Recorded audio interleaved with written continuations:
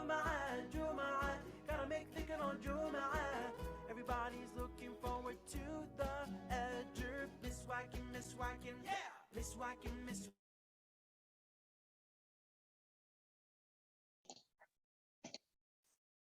Assalamualaikum warahmatullahi wabarakatuh. Innal hamdalillah nahmaduhu wa nasta'inuhu wa nastaghfiruh wa na'udzu billahi min syururi anfusina wa min sayyiati a'malina may yahdihillahu fala mudhillalah man yudlil fala hadiyalah wa asyhadu an la ilaha illallah wahdahu la syarikalah wa asyhadu anna muhammadan abduhu wa rasuluh. Segala puji bagi Allah Subhanahu wa taala yang telah memberikan kita kesempatan untuk bisa bertemu dalam kajian Q-Line 4.2 ini. Shalawat serta salam tak lupa kita curahkan kepada Nabi besar kita Nabi Muhammad SAW yang telah menggiring kita dari zaman kegelapan ke zaman yang terang benderang. Sebelum kita memulai kajian pada hari ini, alangkah baiknya kita mendengarkan tilawah terlebih dahulu yang akan dibawakan oleh Kakak Nurul Janah. Kepada Kak Janah, waktu dan tempat dipersilahkan.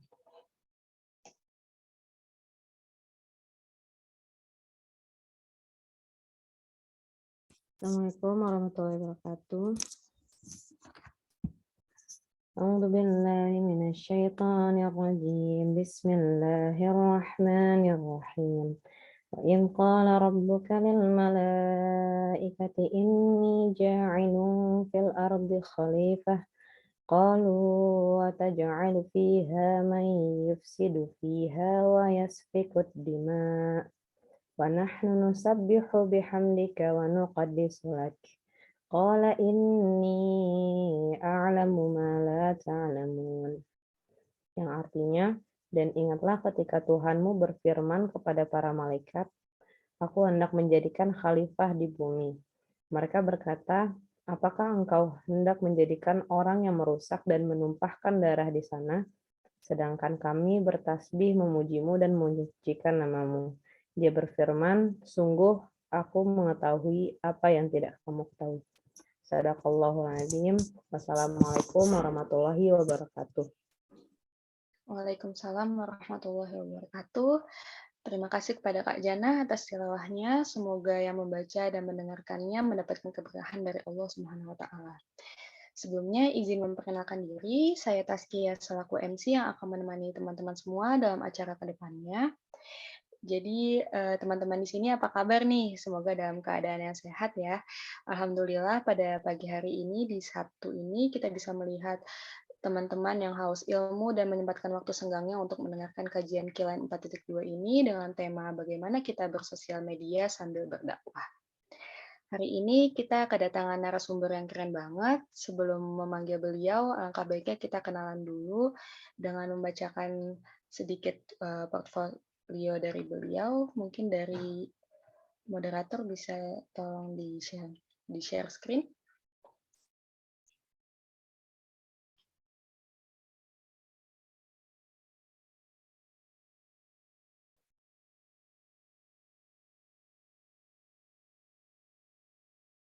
Ya, ditunggu sebentar ya.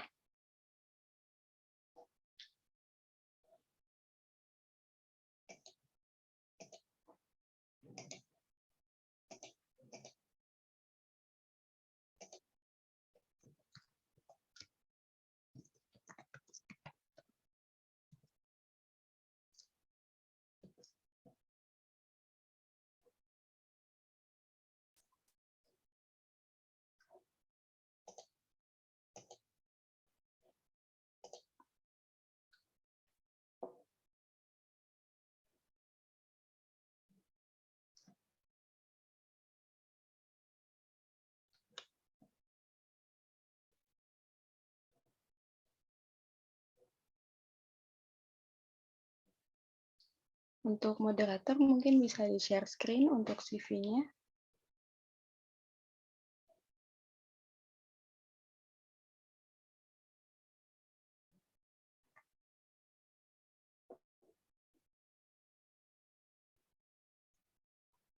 Baik, dari pemateri kita adalah Kak Sabrina Filahi Najah, Sarjana Ekonomi. Beliau merupakan konten kreator yang senang belajar dan juga berbagi isu-isu tentang kemuslimahan kontemporer, terlibat aktif dalam organisasi, serta memiliki beberapa side job dan side Project. Beberapa karyanya, salah satunya adalah kontributor buku Jalan Para Pejuang, dan berikut merupakan pengalaman organisasi dan juga pengalaman pembicaranya. Masya Allah sekali ya untuk Kak Sabrina ini. Mungkin untuk mempersingkat waktu ya, mari kita sama-sama berbicara dengan Kak Sabrina. Assalamualaikum Kak Sabrina. Apakah terdengar suaranya?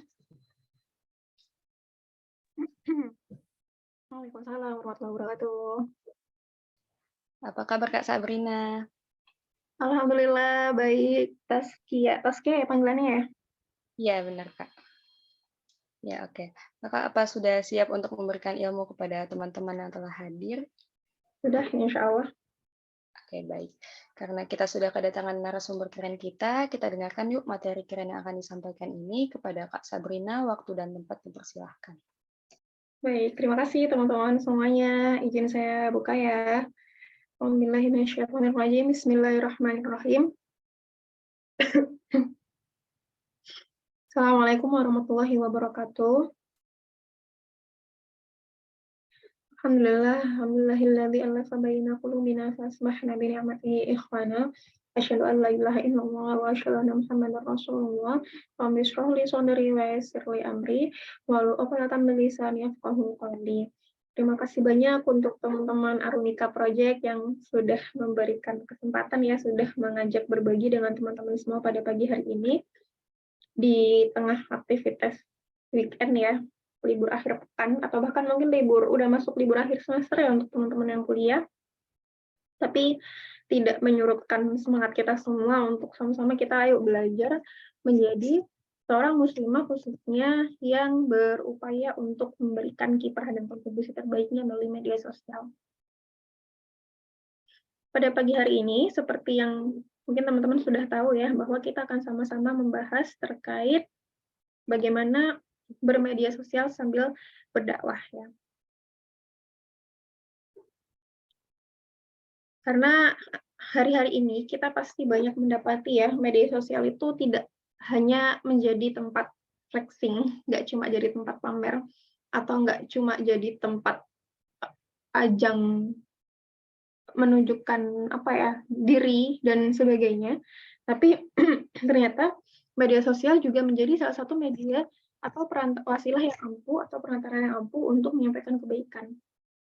Bahkan per hari ini ya, per detik ini cukup banyak konten kreator dakwah, konten kreator Islam, konten kreator Muslim yang mereka itu rutin atau sering ya menyampaikan hal-hal kebaikan, hal-hal dakwah, hal-hal yang Islami gitu melalui konten-kontennya di Instagram maupun di TikTok ataupun di platform lainnya.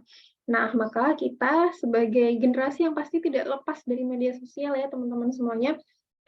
Saya yakin nggak ada teman-teman yang nggak punya Instagram. Pasti teman-teman semua di sini punya Instagram, bahkan mungkin punya TikTok ya. Kalau saya TikToknya cuma buat scroll sama cari-cari beberapa info gitu, karena saya belum memulai untuk konten di TikTok. Tapi mungkin bisa jadi teman-teman sudah mulai konten di TikTok dan itu bagus ya gitu. Artinya teman-teman mau berikhtiar, mau berupaya untuk menyuarakan kebaikan di berbagai ruang media sosial. Sebelum kita bahas terkait media sosial ya teman-teman semuanya, maka kita perlu mengingat kembali terkait kemuliaan dari Allah. Saya buka dengan ayat pertama dari Quran Surat An-Nisa, ya. Saya bacakan terjemahannya. Wahai manusia, bertakwalah kepada Tuhanmu yang telah menciptakan kamu dari diri yang satu, yaitu Adam, dan Allah menciptakan pasangannya, yaitu Hawa, dari dirinya. Dan dari keduanya, Allah memperkembangbiakkan laki-laki dan perempuan yang banyak. Bertakwalah kepada Allah yang dengan namanya kamu saling meminta, dan peliharalah hubungan kekeluargaan. Sesungguhnya Allah selalu menjaga dan mengawasi dirimu.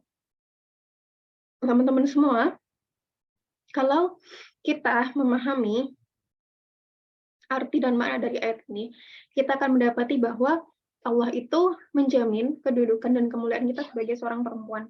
Bahkan Allah menyebutkan di sini dalam firman-Nya, Allah itu menciptakan laki-laki dan perempuan, gitu ya. Allah menciptakan laki-laki dan perempuan dan keduanya diminta untuk bertakwa kepada Allah. Artinya, peran penghambaan, bahkan peran peran menjaga dunia ini itu tidak hanya dibebankan, tidak hanya diberikan tanggung jawabnya kepada salah satu saja, tapi juga kepada keduanya. Dan sekaligus ini adalah wujud atau bukti bahwa posisi seorang perempuan dalam Islam itu juga dijamin kedudukannya, dijamin kemuliaannya, dijamin ya tanggung jawab dan hak-haknya begitu. Maka kita sebagai seorang muslimah perlu mensyukuri ini semua, bahwa kemuliaan kita itu by default dari Allah ya. Nggak peduli status kita apa, nggak peduli warna kulit kita apa, nggak peduli kita dari suku apa gitu ya. Apapun suku kita, apapun warna kulit kita, apapun ras kita, apapun pendidikan kita gitu ya. Bahkan bagaimanapun status sosial kita atau ekonomi keluarga kita, ya, kita itu mulia selama kita sebagai seorang muslimah. Nah, ini yang perlu kita syukuri dengan cara apa, teman-teman?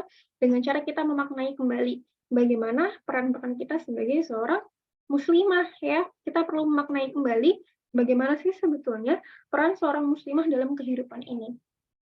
Kita punya peran berkaitan dengan individu. Kita punya kewajiban untuk menumbuhkan kepribadian Islam dalam diri kita. Ya, teman-teman semuanya. Ada kewajiban untuk menumbuhkan dan membiasakan diri kita dengan amal-amal Islami, dengan kebiasaan-kebiasaan Islami, dan ternyata tidak hanya berhenti di situ. Ya, kebiasaan yang Islami atau pemahaman-pemahaman yang Islami juga harus dibawa ke tahapan selanjutnya, yaitu keluarga. Kenapa kita diminta untuk mengislamkan keluarga kita? Karena keluarga adalah entitas yang membentuk masyarakat. Jika keluarganya baik, maka insya Allah masyarakatnya juga akan baik, dan itu akan terus berkesinambungan, gitu ya. Maka kita berupaya untuk mengislamkan diri kita sekaligus keluarga kita dalam rangka apa? Dalam rangka agar kita juga mampu memiliki kiprah di masyarakat, ya. Tentu kita juga berusaha untuk memberikan kontribusi terbaik dalam masyarakat.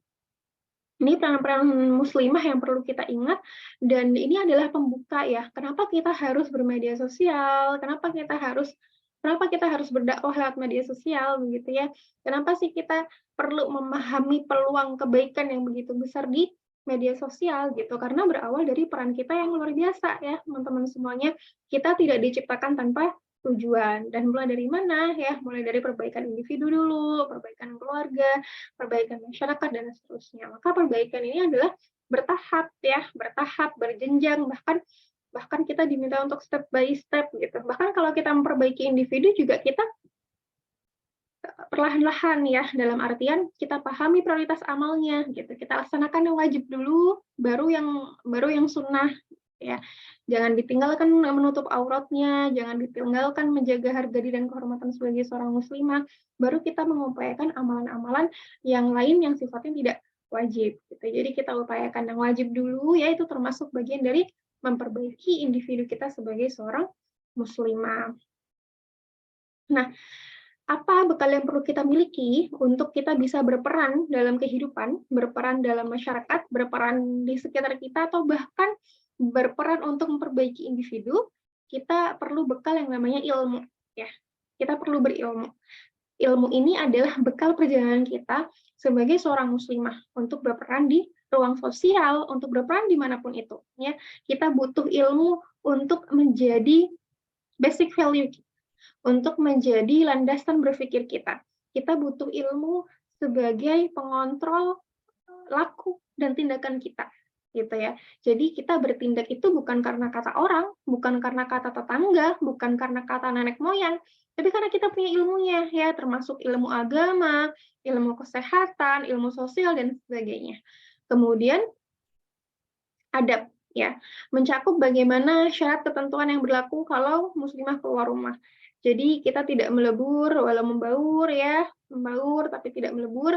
Kemudian kita juga menjaga adab interaksi dengan lawan jenis, kita juga menjaga penampilan kita agar tetap syar'i ya, itu termasuk dengan adab-adab kita ketika keluar rumah atau ketika kita berperan di masyarakat. Jadi kita tidak hanya butuh ilmu, teman-teman semuanya, khususnya ilmu agama ya. Ilmu agama adalah hal yang paling penting yang kita jadikan bekal perjalanan kita. Tapi kita juga butuh adab gitu ya. Kita butuh adab. Adab artinya kita itu berusaha untuk menjalankan kewajiban-kewajiban kita gitu ya, termasuk bagaimana menumbuhkan akhlak-akhlak Islami gitu, karena adab lebih dari akhlak, dan itu perlu kita bangun fondasinya sejak sekarang. Nah, kemudian kita berbicara soal apa sih pentingnya kita berperan ya, khususnya kenapa kita harus berperan di media sosial. Kita bicara terkait peran secara umum. Kenapa sih muslimah itu harus berperan? Kenapa muslimah itu mungkin di satu sisi kita pernah mendengar muslimah itu di rumah aja gitu ya. Padahal sebetulnya kalau kita paham sirah sahabiyah, itu tidak ada sahabiyah yang tidak punya aktivitas dakwah dan kontribusi dakwah. Semua sahabiyah itu pasti punya kontribusi dakwah dengan caranya masing-masing.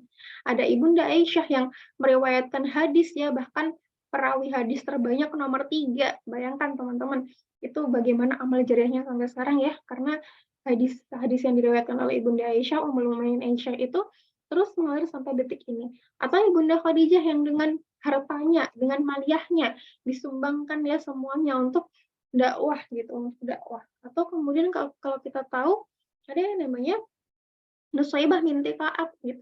Nusaybah binti Ka'ab itu terlibat di berbagai peperangan gitu. Mungkin ada kalanya di mana beliau ikut turut berperang ya, tapi ada juga di mana beliau itu berperan di balik layar gitu, tidak dengan membawa senjata, tapi tetap beliau berperan untuk menjaga harga diri Islam ya dari musuh-musuh Islam. Atau Asma binti Abu Bakar, dikala hamil besar tapi tetap membantu perjalanan dakwah ayahnya dan Rasulullah SAW.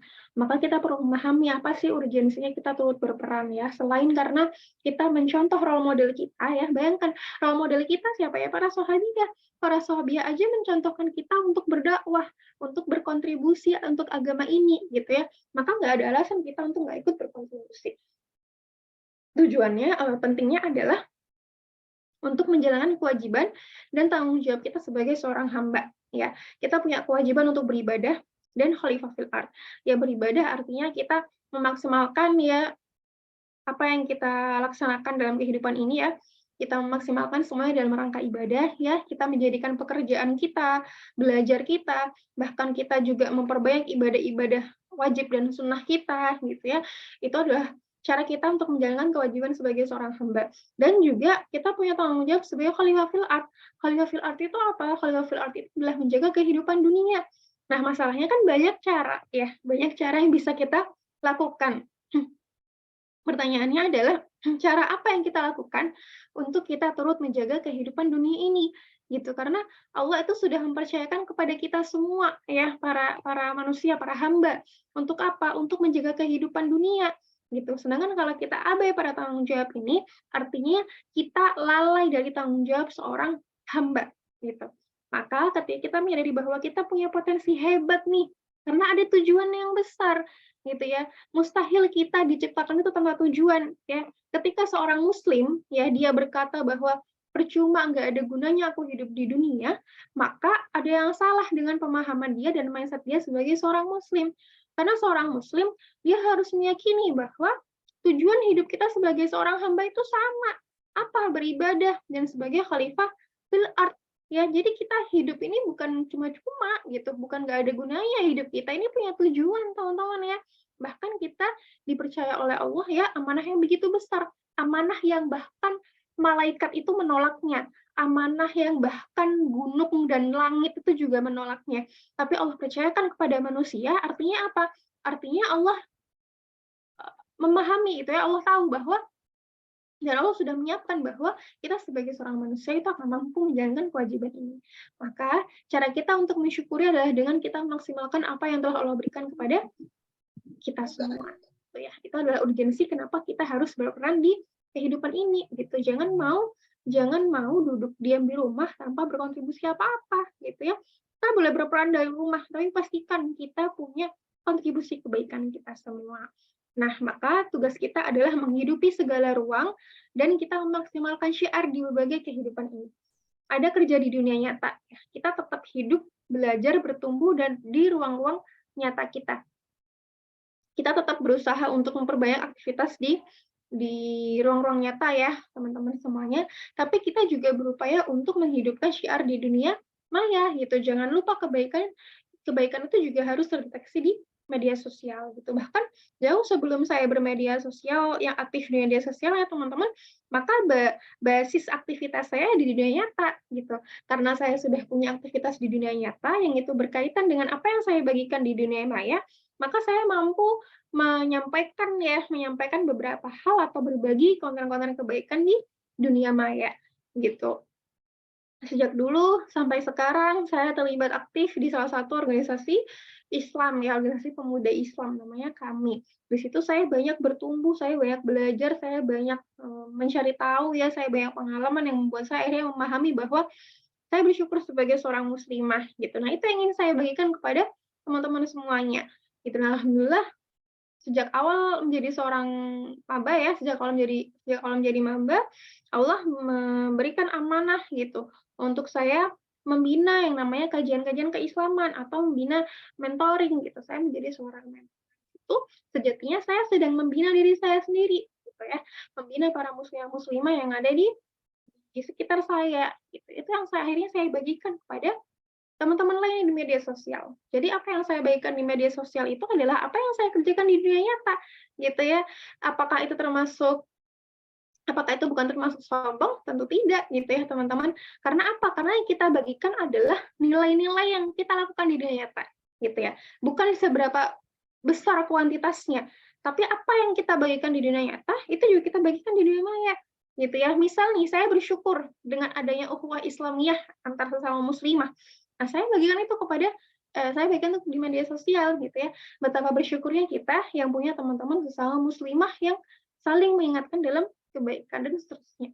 Jadi kalau teman-teman punya aktivitas di dunia nyata ya, jangan lupa bahwa bagikan kebahagiaan itu atau bagikan rasa syukur itu di dunia maya. Itu juga menjadi cara kita ya menghidupkan syiar-syiar di dunia maya. Ini contoh platform yang saya buat dengan teman saya di podcast Tukar Tambah. Saya sama sahabat saya itu bikinnya di tahun 2019. Pada saat itu kami suka dengerin podcast ya sejak tahun 2018, kemudian 2019 kami bikin podcast berdua.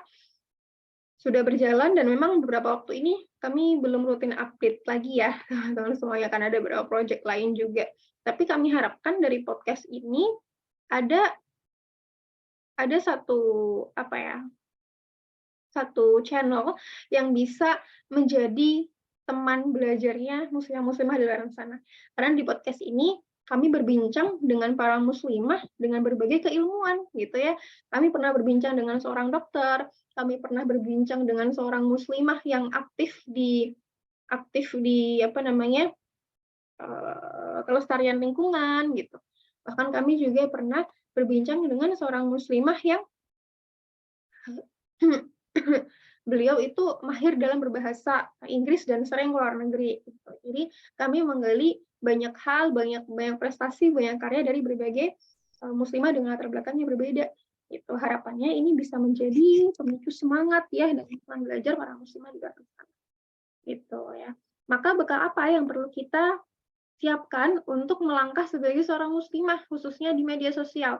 Bekal ini tidak hanya di kehidupan nyata ya, tapi juga di dunia maya gitu. Yang pertama adalah fikih ahkam, hukum halal haramnya suatu perkara. Kita harus memahami hukum halal haramnya suatu perkara karena apa, teman-teman?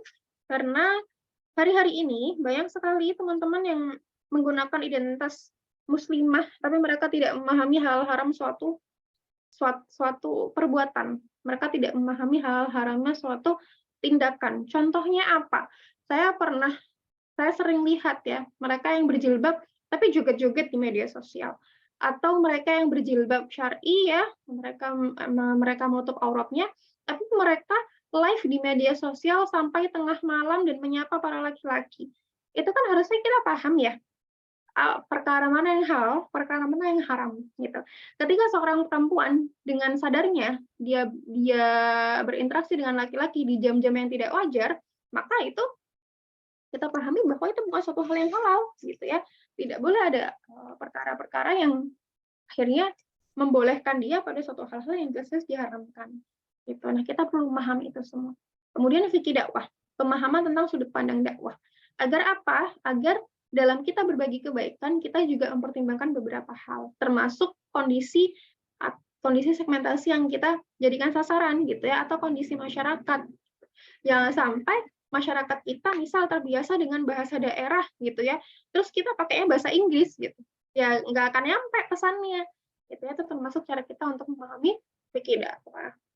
Kemudian fikih muwazanah, pemahaman tentang fikih pertimbangan. Ya, fikih pertimbangan ini penting juga agar apa? Agar kita mampu menjadi dai yang diterima di masyarakat, agar kita mampu menjadi seseorang yang mampu menyelaraskan ya kondisi masyarakat, kondisi objek dakwah dengan apa yang mau kita sampaikan. Kemudian fikih aulawiyah, pemahaman tentang prioritas gitu ya. Ada banyak hal kebaikan di dunia ini. Maka mana yang perlu kita pilih terlebih dahulu? Mana yang perlu kita dahulukan? Mana yang perlu kita utamakan? Ya, itu juga perlu mempertimbangkan dari aspek fikihnya. Misal nih, ketika ada perkara yang wajib dan sunnah gitu, mana yang harus kita dahulukan? Tentu yang wajib ya teman-teman, karena kedudukan yang wajib itu jauh lebih penting dibandingkan yang sunnah. Bukan berarti yang sunnah itu nggak penting, yang sunnah juga penting. Tapi kalau misalnya kita dihadapkan pada dua perkara ini, tentu kita harus pilih yang wajib dulu ya. Jangan sampai wajib yang ditinggalkan terus sunnahnya malah didahulukan. Contohnya apa? Contohnya sholat zuhur sama sholat duha gitu. Jangan sampai kita nggak sholat zuhur gara-gara alasannya kita sholat duha gitu ya. Atau jangan sampai kita nggak sholat isya gara-gara kita sholat tahajud ya. Kita harus sholat isya gitu ya. Nggak sholat tahajud nggak apa-apa karena sunnah gitu. Tapi kita jangan sampai nggak sholat isya. Nah itu termasuk contoh mudahnya. Lalu fikih sunnah, pemahaman tentang sunnah kauniyah atau hukum alam. Kemudian fikih talgir, pemahaman tentang kesadaran perubahan. Kalau kita mengajak orang pada dakwah ya, kalau kita berdakwah, kalau kita mengajak orang kepada Islam, maka kita juga perlu memahami bahwa akan ada perubahan ya, akan ada perubahan ketika kita mengajak seseorang pada Islam gitu. Contohnya apa? Contohnya ketika Rasulullah SAW berdakwah ya untuk pertama kalinya ketika diberikan Allah amanah untuk menyampaikan kepada umatnya, pasti ada perubahan di situ, perubahan yang bukan hanya perubahan kecil, tapi perubahan yang besar ya. Karena apa? Karena yang Rasulullah sampaikan itu adalah mengesahkan Allah. Sedangkan pada saat itu masih banyak sekali berhala-berhala, ya masih banyak sekali sesembahan-sesembahan selain Allah. Gitu. Kita bayangkan perubahannya sedrastis apa, gitu ya. Nah mungkin di zaman sekarang perubahannya bisa jadi nggak sedrastis itu ya, karena mungkin tidak banyak Muslim yang masih terjebak pada hal-hal kepercayaan animisme dinamisme gitu. Tapi pasti setiap orang punya dinamika perubahan masing-masing. Lalu fikih sirah, pemahaman sejarah sebagai referensi kebijakan ya, pemahaman sejarah generasi hebat sebagai referensi kebijakan. Referensi kita untuk berdakwah itu siapa sih? Ya para sahabiah, ya Rasulullah gitu ya. Referensi kita berdakwah itu bukan influencer ya. Influencer itu siapa gitu? Mereka nggak punya jaminan kebahagiaan dunia akhirat, mereka nggak punya jaminan keselamatan dunia akhirat gitu. Maka yang kita jadikan referensi adalah bagaimana Rasulullah SAW mendidik para sahabat-sahabatnya ya, sahabat-sahabat yang muslim maupun muslimah gitu ya, laki-laki maupun perempuan, untuk menjadi seorang muslim sejati gitu. Nah, itu yang kita jadikan referensi. Lalu fikih waqi, pemahaman realitas ya. Ini juga perlu kita jadikan pertimbangan karena apa teman-teman semuanya? Kita perlu melihat keadaan lagi-lagi ya. Jangan sampai kita melakukan sesuatu itu kita tidak mempertimbangkan kondisi sekitar kita gitu. Misal di sekitar kita ternyata belum banyak orang-orang yang sekolahnya sampai S1 gitu. Misal kebanyakan masih SMP atau kebanyakan masih SMA.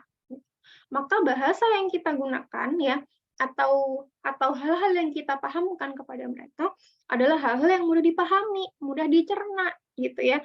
Jangan sampai mereka kebingungan karena bahasa yang kita gunakan itu sangat tekstual atau sangat textbook gitu ya, sebagaimana kita sebagai seorang mahasiswa. Ini juga perlu kita pertimbangkan gitu. Kita lihat realitasnya gitu.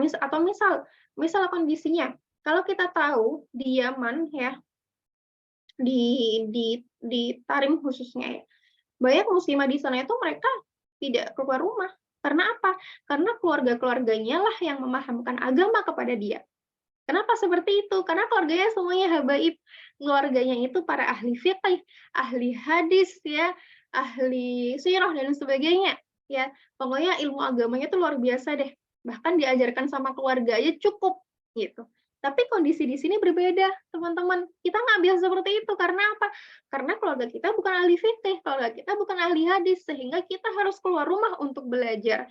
Tapi meskipun kita harus keluar rumah, kita juga perlu pahami syarat ketentuan kita kalau keluar rumah seperti apa. Kita harus menutup aurat, kita harus keluar rumah untuk tujuan yang jelas ya. Misal kita belajar agama, belajar tahsin, belajar tahfidz, belajar sirah, belajar fikih dan sebagainya. Ya, dengan tujuan yang jelas ya, sehingga kita pastikan bahwa keluarnya kita dari rumah itu untuk kebaikan gitu. Jadi kondisi yang dialami di suatu daerah belum tentu fit in di daerah tertentu gitu.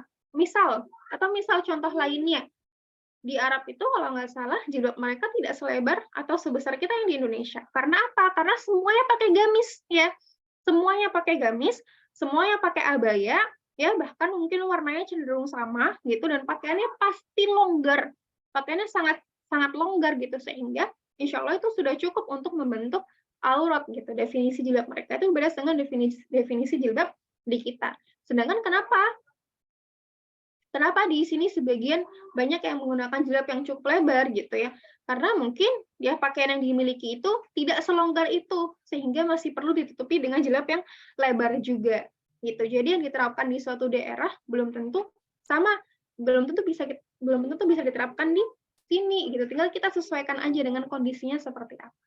Dan kemudian yang ke-9, fikih amal jama'i. Tujuan dan narasi baik itu tidak berarti kalau nggak ada kerjasama kolektif. Ya, itu kenapa kita harus bersama-sama. Kita nggak bisa sendirian, teman-teman. Kita nggak bisa nih sebagai konten kreator muslim di media sosial terus kita sendirian ya, atas nama apa? Atas nama kita independen. Nggak akan bisa gitu. Yang ada apa? Yang ada kita mudah dimakan oleh mangsa. Kita akan mudah untuk dimangsa, kita mudah diserang oleh musuh-musuh Islam.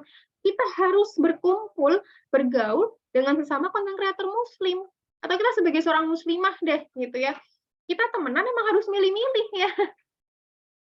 Kita harus milih teman yang baik, apalagi untuk sahabatan, apalagi untuk bestian ya. Kita harus milih besti yang solihah gitu. Minimal sama-sama mau solihah gitu ya. Karena apa? Karena sekitar kita itu akan sangat berpengaruh terhadap diri kita. Dan untuk berdakwah di media sosial pun juga seperti itu. Kita nggak bisa sendirian gitu. Kita nggak bisa sendirian. Maka kita perlu mencari perkumpulan yang sama-sama punya tujuan untuk membagikan dakwah di media sosial. Ya. Dan terakhir fikih ikhtilaf, pemahaman tentang perbedaan. Ini ya teman-teman, ini juga perlu kita pahami. Kenapa? Karena bisa jadi apa yang kita pahami itu berbeda dengan apa yang biasa dipahami oleh masyarakat. Ya. Ada banyak alasan, ada banyak kondisi atau ada banyak faktor ya. Mungkin salah satunya adalah ya karena memang ada perbedaan pendapat ulama gitu. Bukan karena mereka nggak mau belajar, bisa jadi karena memang mereka mengambil pendapat ulama yang berbeda dengan kita gitu. Maka jangan sampai kita berkutat pada hal-hal yang khilafiyah atau pada hal-hal yang tidak pokok gitu ya. Terus kita melupakan hal-hal yang pokok gitu. Kita nggak usah memperdebatkan baiknya pakai jilbab warna pastel atau pakai warna nude gitu ya, atau pakai warna coklat gitu. Kita nggak usah memperdebatkan warna jilbab, warna apa aja terserah, yang penting syar'i gitu. Yang paling penting adalah ya, yang kita sepakati adalah kita harus pakai jilbab sebagai seorang muslimah ya. Ada satu tujuan yang harus kita upayakan. Semua muslimah harus memahami pentingnya pakai jilbab. Itu tujuan utama dakwah Islam yang seharusnya dipahami oleh semua orang gitu. Kita nggak perlu memperdebatkan gimana bentuk pakaian muslimah, apakah dia harus bentuknya abaya tanpa motif kah, atau abaya polos kah, atau abaya bermotif kah. Itu bebas. Yang penting apa? Yang penting memenuhi kaidah syar'i.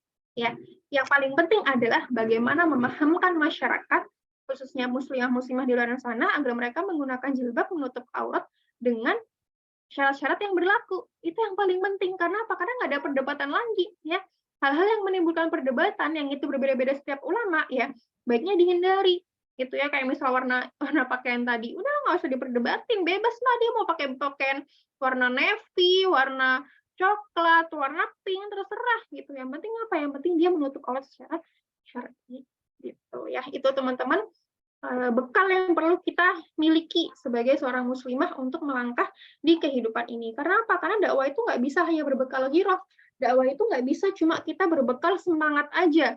Dakwah itu nggak bisa cuma kita berbekal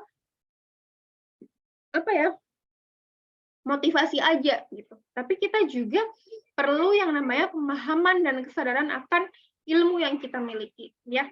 Dakwah itu butuh ilmu, dakwah itu butuh bekal. Maka itulah yang kita jadikan bahan bakar energi kebaikan kita. Dakwah itu butuh ilmu. Kita nggak akan bisa membagikan suatu hal yang baik kalau kita nggak punya ilmunya. Gitu. Maka tugas kita adalah memperbanyak ilmu tersebut, ya teman-teman. Jangan berhenti, tapi juga jangan berhenti hanya karena kita merasa nggak berilmu, ya. Kita berilmu sambil kita berbagi kebaikan sedikit demi sedikit, gitu ya. Intinya jangan pernah berhenti untuk mencari ilmu, gitu ya. Semakin mungkin semakin banyak kajian yang kita miliki atau semakin banyak jamaah yang kita miliki, harusnya semakin banyak ilmu yang kita pelajari. Gitu. Nah, ini adalah bahasan-bahasan kita pada pagi hari ini ya, terkait personal branding, kemudian bagaimana memulai konten ya, kemudian bagaimana sih personal branding dalam sudut Islam dan sebagainya. Nah, sekarang saya akan menunjukkan beberapa gambar terlebih dahulu. Mungkin teman-teman sering ya menemukan perbedaan ini gitu.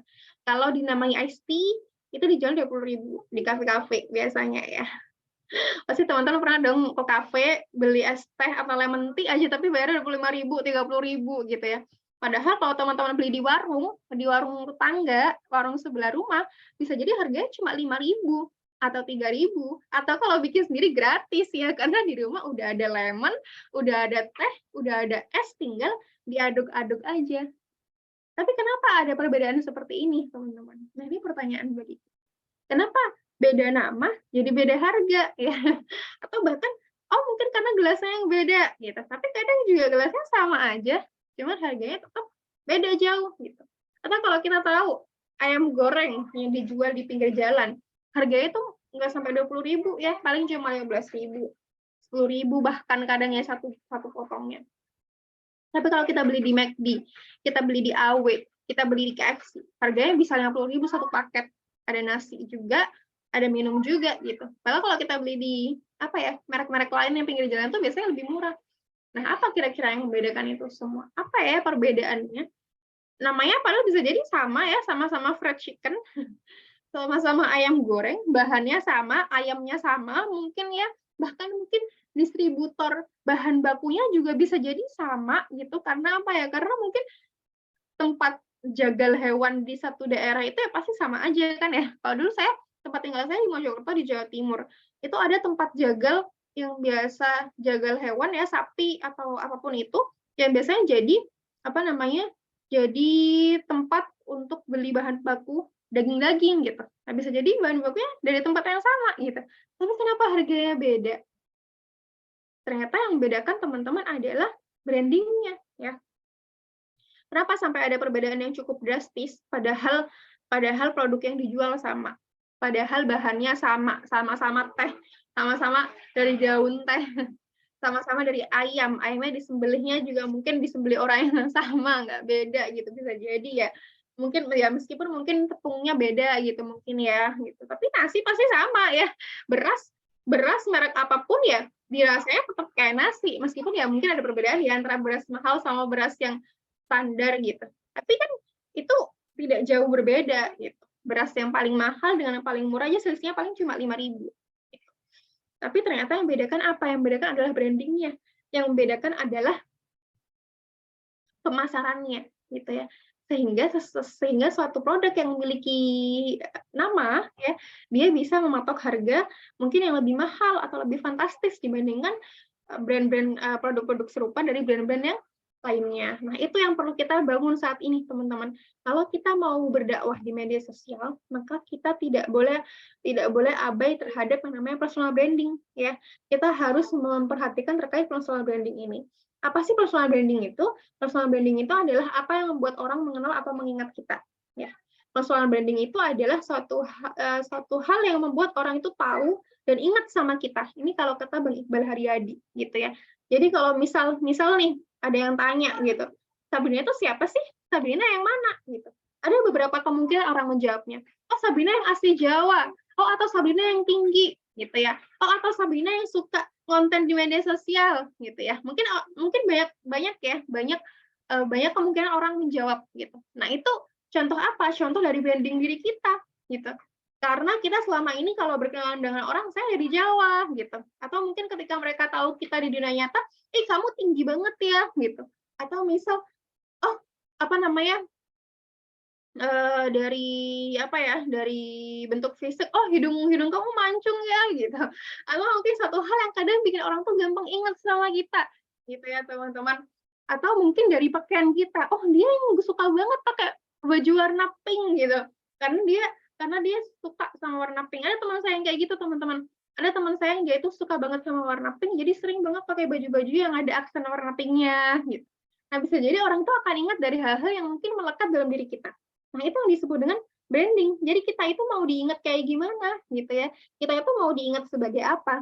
Kalau misal disebut nama kita itu pengennya orang itu langsung mengingat apa dari diri kita gitu ya. Apakah fisik kita, ataukah suku kita, atau warna kulit kita, atau karya kita gitu ya. Banyak cara. Maka personal branding ini membantu kita untuk menumbuhkan ya mungkin potensi-potensi sehingga itu menjadi sarana untuk orang lain mengetahui kita bukan hanya dari aspek-aspek fisik saja gitu. Kemudian kalau kata Sofia Mega ya yang menuliskan buku tentang personal branding, beliau itu menyebutkan bahwa personal branding itu tentang menjadi jujur mengenali diri sendiri gitu. Jadi personal branding ini adalah tentang kita gimana sih kita jujur sama diri kita sendiri gitu. Gimana kita benar-benar tahu karakter kita untuk berperan di sekitar kita. Gimana kita benar-benar tahu karakter kita untuk konten di media sosial misal atau berbagi di media sosial gitu ya. Ada beberapa orang yang mereka podcastnya sendirian gitu, suka rame-rame. Karena apa? Karena bisa jadi mereka memang cenderung introvert gitu ya. Tapi ada juga tuh orang yang podcastnya keroyokan. Udah kayak ke pasar ya rame banget gitu. Mungkin karena memang mereka kepribadiannya cenderung ekstrovert gitu dan nggak ada masalah gitu ya. Itu artinya apa? Artinya itu juga salah satu upaya branding mereka. Oh ternyata dia lebih nyaman ngomong sendirian nih gitu. Atau misal oh ternyata mereka itu orangnya suka bersosialisasi gitu, rame banget dan sebagainya gitu. Mungkin diharapkan dari situ orang bisa tahu ternyata oh ini nih gitu kenapa mereka rame-rame karena ini. Gitu, ya. Jadi banyak cara untuk kita menumbuhkan personal branding ini teman-teman. Pentingnya apa gitu ya? Mungkin ada beberapa hal yang bisa kita dapatkan kalau kita fokus di personal branding. Misal, dikenal banyak orang, ya, dikenal orang gitu. Minimal semakin banyak interaksi kita di media sosial, ya, bisa jadi itu juga memperbesar potensi kita untuk diketahui sama orang, gitu. Atau misal dapat pekerjaan, kalau skill atau kapasitas kita itu diketahui orang lain, maka insya Allah pasti akan bertemu dengan banyak potensi-potensi finansial, ya, potensi keuangan, gitu. Kan sering ya orang biasanya bikin LinkedIn gitu, bikin LinkedIn atau mungkin bikin portofolio karya di media sosial gitu ya. Agar apa? Agar orang tahu bahwa dia tuh bisa desain loh, bisa ilustrasi loh gitu. Ya, sehingga diharapkan dari situ dia bertemu dengan peluang-peluang finansial gitu. Itu adalah salah satu atau beberapa tujuan yang bisa kita dapatkan ketika kita membangun personal branding. Nah, kita sebagai seorang muslim, tujuan personal branding kita apa ya? Kita mengharapkan viralnya kebaikan. Jadi sebagai seorang muslim, nggak ada yang kita patut tinggikan selain kalimat Allah. Dengan personal branding, harapannya kebaikan dan kebenaran itu akan viral di berbagai ruang kehidupan. Jadi kenapa sih seorang muslim itu memang harus niat banget untuk membranding dirinya? Ya karena kalau kita mampu membranding suatu kebaikan dengan baik, maka kebaikan itu akan viral. Ya. Atau bahkan mungkin bisa juga kita nggak harus membranding diri kita gitu ya. Kita misal bikin akun khusus untuk berdakwah, kita sebarkan terus kebaikan-kebaikan di situ, maka orang akan tahu oh ternyata ada akun yang suka bikin ilustrasi muslimah loh misal gitu ya. Jadi dari situ orang akan tahu oh ternyata ada loh gitu kebaikan di media sosial, ada loh rujukan di media sosial gitu ya. Meskipun kita mungkin nggak akan bisa merasakan secara utuh ilmu di media sosial, tapi minimal orang akan sedikit tahu ya beberapa pengetahuan dasar sehingga mereka mau mengkonfirmnya di dunia nyata, sehingga mereka mau hadir di kajian-kajian di dunia nyata gitu. Jadi nggak ada yang patut kita tinggikan ya, bahkan kita nggak patut untuk meninggikan nama kita pribadi gitu, karena yang paling penting adalah dakwah kita nyampe nggak, dakwah kita itu bisa diterima orang nggak, orang itu bisa paham apa yang kita sampaikan nggak, itu yang paling penting. Perkara orang kenal sama kita tuh nggak penting teman-teman, perkara orang tahu kita atau enggak, perkara kita disapa di mall kalau misal ketemu orang itu nggak penting gitu ya. Yang paling penting adalah orang ingat bahwa oh ternyata si A ini suka berbagi tentang pendidikan misal, atau si B ini suka berbagi tentang kesehatan misal gitu ya. Jadi yang diingat itu adalah karyanya, karya kebaikannya, dan diharapkan dari situ akhirnya kebaikan itu bisa tumbuh dan menggema di ruang media sosial juga, tidak hanya di dunia nyata. Dan ternyata memang berbeda ya antara personal branding dengan pencitraan. Jadi jangan disamakan antara personal branding dengan pencitraan, karena itu berbeda teman-teman semuanya. Personal branding itu beda dengan pencitraan. Kalau pencitraan itu mungkin cenderung dia akan menampilkan hal-hal yang positif gitu ya. Cenderung dia ingin menampilkan citranya yang mempesona di masyarakat gitu. Sedangkan kalau personal branding tadi sudah kita baca ya definisi dari para content creator juga, mereka mendefinisikan personal branding itu yang penting kita jadi diri kita apa adanya aja, dan yang penting orang itu tahu ya, orang itu tahu ketika disebutkan nama kita gitu, apa sih yang terkenang ketika mereka tahu nama kita gitu. Jadi kita berusaha untuk membuat karya dari situ gitu. Ini cara kita untuk membangun brand atau membangun membangun branding gitu. Yang pertama genuine ya, dan temukan keunikan dalam diri kita dan bagikan sudut pandang subjektif orisinal kita. Nggak usah malu kalau kita berpendapat atau berargumen. Yang penting apa? Yang penting batasannya adalah sesuai dengan syariat ya. Selama sesuai dengan syariat, bagikan argumentasi kita. Nggak apa-apa gitu ya, jangan malu, jangan ragu, dan jangan takut. Karena apa? Karena setan aja mereka sekarang pede untuk di media sosial ya. Banyak manusia yang mereka itu mendukung kerjaan setan di media sosial. Dan mereka nggak takut, mereka nggak malu. Ngapain kita yang berbagi kebaikan kita malu? Nggak usah malu, teman-teman. Lalu yang kedua, konsisten, step by step ya. Layaknya bayi yang mencoba berjalan gitu. Nggak mungkin bayi tiba-tiba bisa langsung lari, kan? Nggak mungkin bayi lahir langsung lari. Artinya apa? Pasti ada proses perlahan-lahan gitu ya. Itu pun juga dengan kita ketika membangun branding atau konten di media sosial. Yang penting terus-menerus ya, dan berkembang. Yang penting ada perbaikan dari situ dan semakin berkembang. Dan yang ketiga, yang terakhir adalah sabar ya. Nggak ada yang instan dalam perjuangan. Nggak ada yang instan ya. Yang instan itu cuma Indomie atau mie sedap, teman-teman. Selain itu nggak ada yang instan, apalagi perjuangan kita ya. Bahkan nggak akan cukup untuk dipenuhi dalam setahun 2 tahun. Artinya kita harus sabar, kita perbanyak sabar ya teman-teman. Bisa jadi juga nanti di tengah jalan kita akan menghadapi ujian-ujian yang membutuhkan kesabaran dari diri. Rumus basicnya adalah apa yang kita upload di media sosial, yang kita kerjakan di dunia nyata, terus-menerus kita bagikan, itu yang akan orang ingat tentang kita. Ya. Bahkan mungkin kenapa akhirnya teman-teman mengetahui saya itu sebagai seorang yang mungkin suka ngoceh ya di media sosial, ya, atau suka ngomentarin soal isu-isu muslimah ya, karena itulah yang saya lakukan gitu. Itu yang saya lakukan di media sosial, itu yang saya lakukan di Instagram saya, bahkan itu juga yang saya lakukan di dunia nyata gitu. Saya membina beberapa kajian keislaman muslimah gitu ya, saya sering diundang kadang juga diundang di majelis-majelis taklim muslimah juga gitu.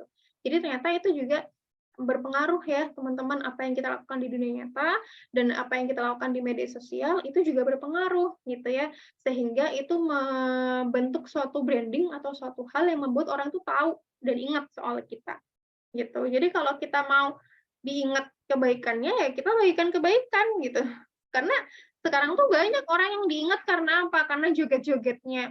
Tentu kita nggak mau kan diingat karena itu gitu ya. Ada gitu kalau misal disebut suatu nama gitu ya, terus orang langsung ingatnya, oh dia yang suka joget-joget ya, gitu, langsung mizalik ya teman-teman. Atau bahkan sekarang tuh banyak ya teman-teman cewek-cewek berjilbab yang mereka mau terkenal secara instan, terus mereka menunjukkan badannya gitu ya, pamer badan gitu. Akhirnya apa? Akhirnya mereka dikenal sebagai seorang yang suka pamer badan gitu. Bahkan sampai ada laki-laki yang bukan muslim, dia menyebut perempuan-perempuan ini sebagai perempuan murahan. Jadi itu sebagai branding dia tuh, dia terbranding sebagai seorang perempuan yang murahan. Nauzubillah min dzalik ya teman-teman. Tentu kita nggak seperti itu. Jadi kita perlu ya memang konsisten berbagi kebaikan gitu ya. Kita nggak menjual, karena kita nggak menjual tubuh kita nggak menjual badan kita. Tapi apa? Tapi kita itu memasarkan Islam ya. Kita memasarkan Islam, kita memasarkan kebaikan, maka kita bagikan kebaikan-kebaikan itu di media sosial. Nggak perlu yang susah-susah ya teman-teman, sesederhana jangan lupa banyak minum air putih misal, itu kan satu hal yang baik ya sebetulnya, tapi jarang tuh, kadang tuh masih suka lupa. Jangan lupa minum air putih yang rutin gitu, itu juga satu hal kebaikan gitu ya. Atau misal jangan lupa pakai kaos kaki, nah itu kan mungkin satu hal yang simple juga ya, tapi kadang tuh juga masih banyak yang lupa gitu ya teman-teman. Jadi dari hal-hal yang kecil aja, kebaikan itu nggak harus suatu hal yang susah, yang tidak bisa kita jangkau. Justru apa yang bisa kita jangkau, kita bagikan. Gitu. Nah, bagaimana Islam memandang terkait personal branding ini? Kita akan mengingat lagi ya beberapa ayat yang menjadikan bekal kita untuk berjuang, ya, bekal kita untuk berdakwah. Ada Quran Surat Ali Imran ayat 104, saya bacakan terjemahannya. Dan hendaklah di antara kamu ada segolongan orang yang menyeru kepada kebaikan, menyuruh berbuat yang ma'ruf, dan mencegah dari yang mungkar. Dan mereka itulah orang-orang yang beruntung. Jadi di ayat ini itu disebutkan ya, ada segolongan kita yang seharusnya menyuruh kepada kebaikan, berbuat yang ma'ruf ya, berbuat yang baik, dan mencegah dari yang mungkar. Caranya seperti apa ya? Dengan dakwah gitu. Bagaimana kita bisa memenuhi tujuan ini? Ya dengan kita berbagi kepada yang lain ya. Bahkan di sini disebut menyeru ya, menyeru. Menyeru artinya ya kita menyampaikan gitu. Kita menyampaikan, kita bersuara ya. Lalu di ayat yang lain ya, Alhamdulillah minasyaitonirrajim, tentang Nasrullah yang surkum wa yutsabbit aqdamakum.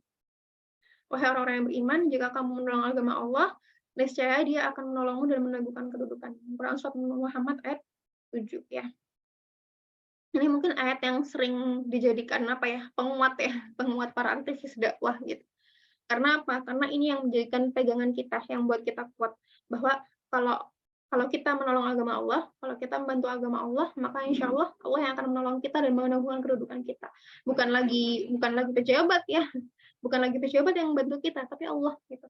Kalau Allah sudah menjamin kedudukan kita, butuh manusia siapa lagi yang harus validasi tentang diri kita gitu ya. Allah sudah memvalidasi diri kita gitu. Kita butuh validasi dari siapa lagi?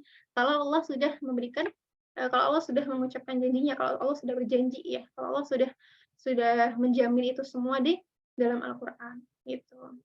Maka personal branding seorang muslim itu ya, upaya personal branding seorang muslim adalah yang pertama untuk menunaikan kewajiban berdakwah. Kemudian yang kedua amar ma'ruf nahi mungkar, dan ketiga menghidupkan kebenaran di berbagai ruang. Jadi ini upaya personal branding seorang muslim, teman-teman semuanya. Bukan untuk membesarkan nama kita gitu ya. Kita siapa sih emang? Kita bukan siapa-siapa gitu. Gak penting juga kita buat terkenal gitu ya. Saya juga nggak penting banget untuk dikenal sama orang. Orang nggak kenal saya nggak apa-apa. Yang penting orang tuh tahu karya saya. Yang penting orang tahu bahwa muslimah itu dimuliakan sama Islam gitu ya. Yang penting orang tahu bahwa perempuan dalam Islam itu dimuliakan. Jadi kita berupaya untuk membangun personal branding itu ya untuk tujuan-tujuan.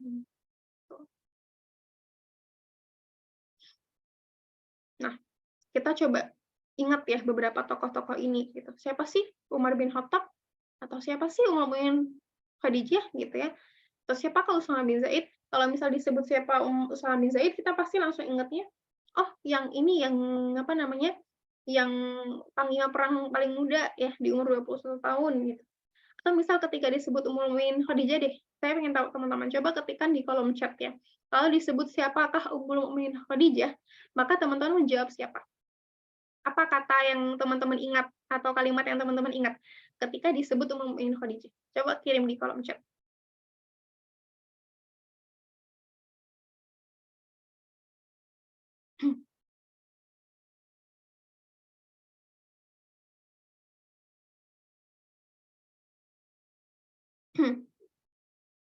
Istri Rasulullah, wanita muslimah pertama, Masya Allah. Istri Rasulullah SAW. Istri pertama Rasulullah mengorbankan hartanya untuk Islam, Masya Allah.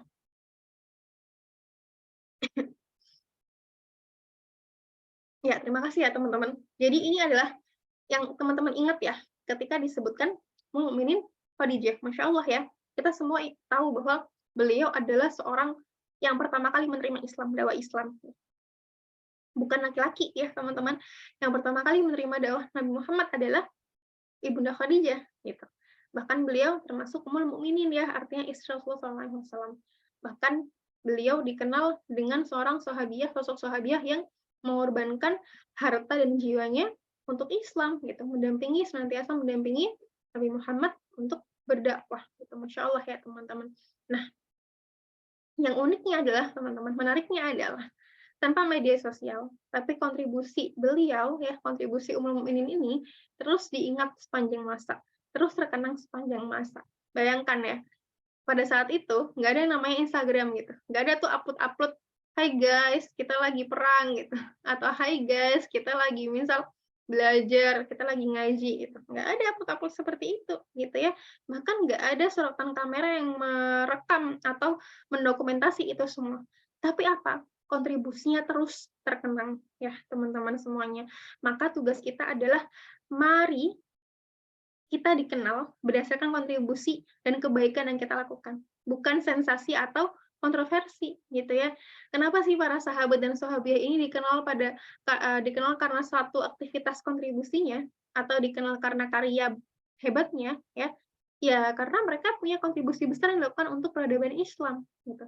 Maka itulah tugas kita sekarang.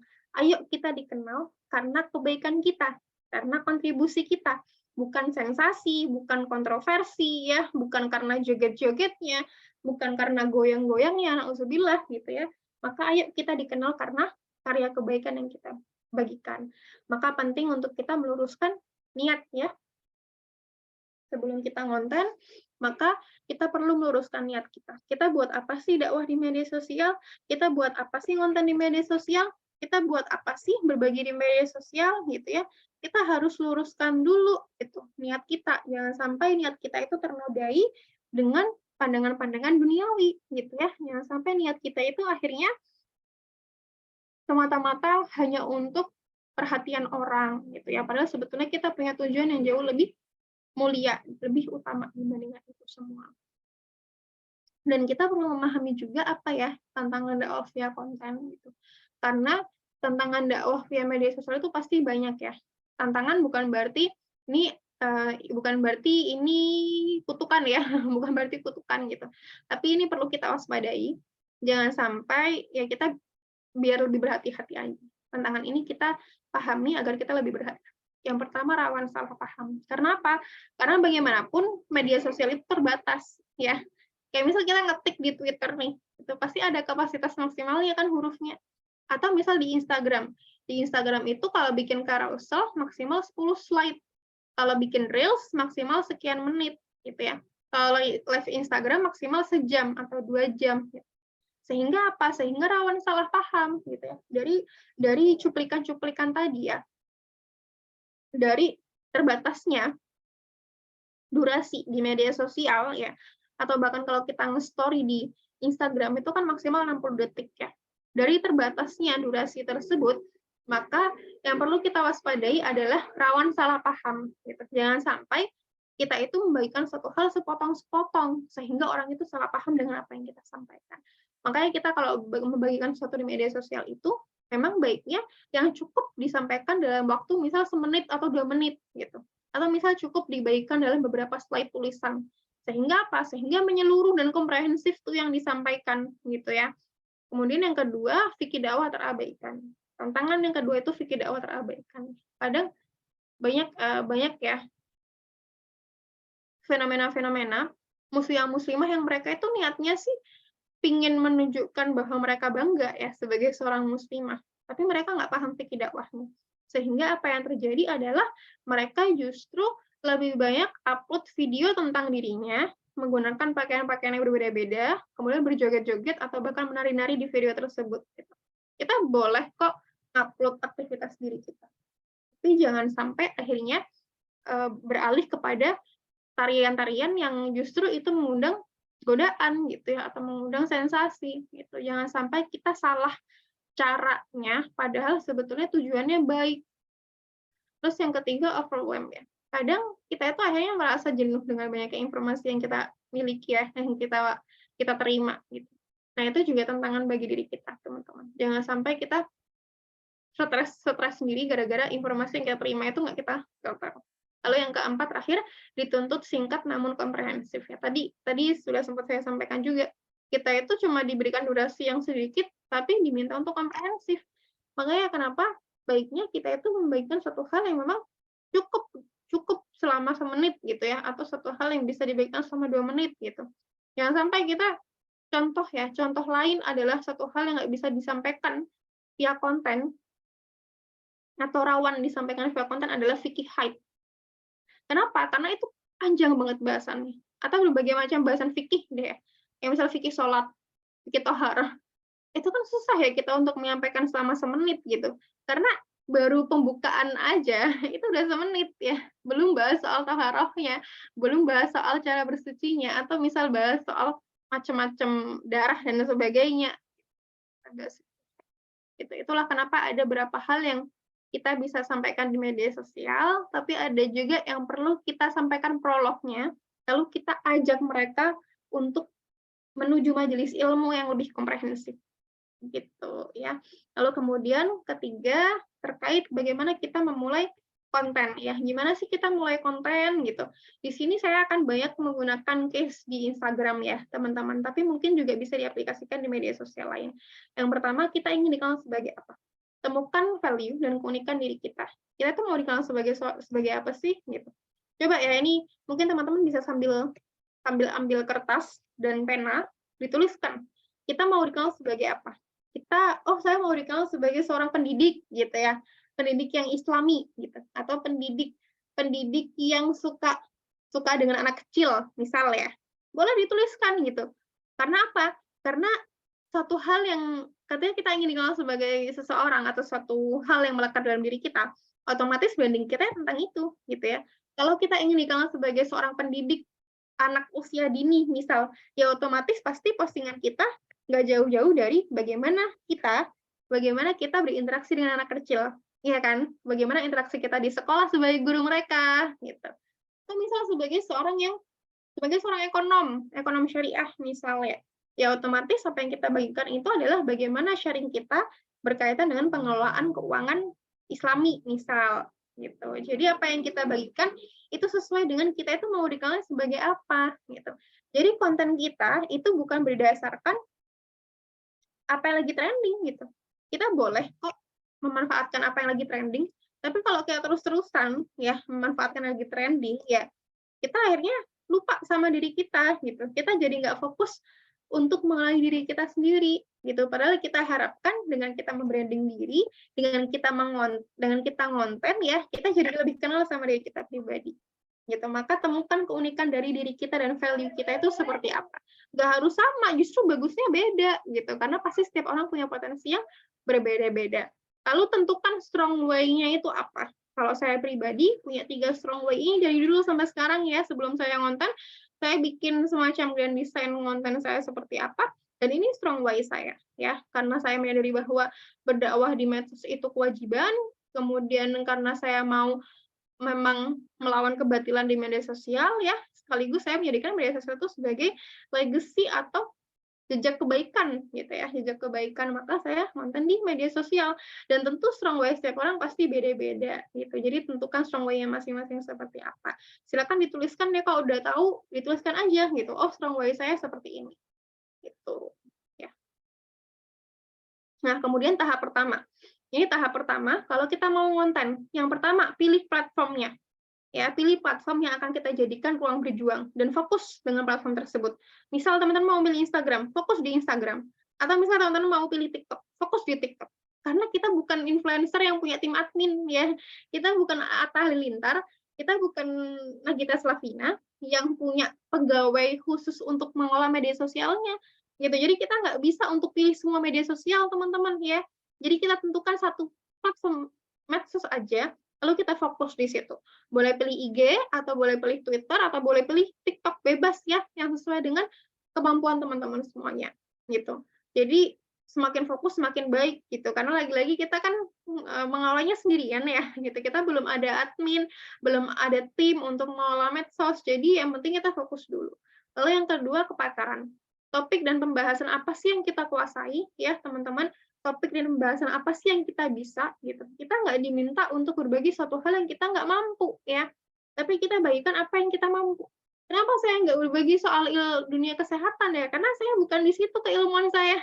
Saya kuliahnya juga bukan di dunia saintek ya, bukan di dunia sains gitu. Jadi itulah kenapa saya tidak banyak berbagi soal kesehatan, karena itu bukan ranah keilmuan saya. Tapi insya Allah banyak ya kreator muslim lain yang berbagi soal kesehatan. Lalu yang ketiga, skill. Bagaimana cara kita menyampaikan pada orang lain? Ya, misal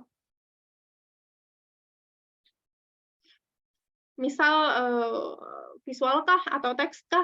Nah, ini pertanyaan dari Rusmini ya, bagaimana cara untuk membangun personal branding yang baik dan sesuai syar'i, fokus di bidang tersebut. Maka jawabannya ya akan saya sampaikan di materi ini. Jadi cara teknisnya ya, mungkin teman-teman juga capek ya bertele-tele soal gimana sih teorinya, maka kita mulai nih prakteknya. Makanya saya minta teman-teman untuk sediakan pena sama kertas gitu, atau misal di HP deh, dituliskan di HP gitu. Silakan disiapkan ini masing-masingnya.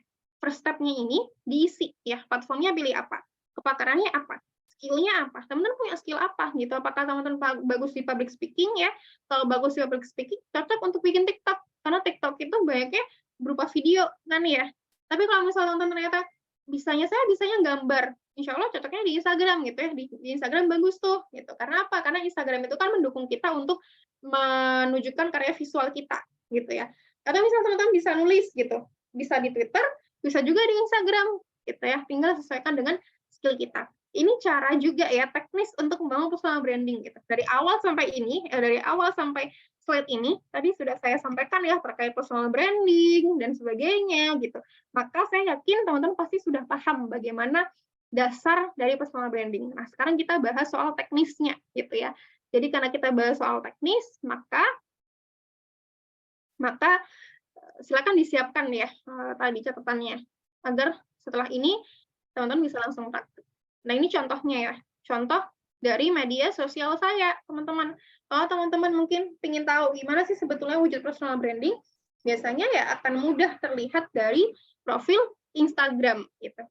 Biasanya ketertarikan seseorang atau branding seseorang akan mudah terbaca kalau baca bio media sosialnya. Gitu. Saya di bio media sosial menyebutkan bahwa saya suka ngobrolin soal isu kontemporer muslimah gitu ya. Dan ada beberapa karya saya berkaitan dengan kemuslimahan gitu. Nah, harapannya dari situ teman-teman bisa tahu bahwa oh ternyata saya adalah content creator yang suka ngomongin terkait isu-isu kemuslimahan gitu ya, khususnya isu-isu kontemporer. Ditambah lagi dengan highlights di Instagram ya yang berisi beberapa bahasan-bahasan soal hal-hal tersebut gitu. Jadi ini sangat teknis banget ya teman-teman. Kalau mau di media sosial, kalau mau di Instagram ya bisa menggunakan cara ini. Atau kalau di TikTok tuh juga bisa kok ya dengan cara kita memperbaiki bio kita, terus habis itu bikin kayak semacam highlights gitu ya atau kumpulan list untuk mempermudah orang mencari, itu juga mendukung personal branding-nya. Nah, kemudian second step-nya, pahami segmentasi kita siapa. Kita itu ingin konten kita dibaca atau dilihat siapa sih, ya teman-teman semuanya. Kita ingin konten kita itu siapa yang baca, gitu. Karena apa? Kenapa kita harus menentukan segmentasi? Karena kita nggak bisa membahagiakan semua orang di dunia ini. Dari sekian miliar manusia, atau dari sekian ratus juta penduduk Indonesia, kita nggak akan bisa bikin mereka semua bahagia karena konten kita. Jadi kita pilih siapa yang mau kita bahagiakan, gitu ya. Bukan kita milih-milih objek dakwah, tapi kita fokus ya, kita fokus di ranah yang memang bisa kita jangkau.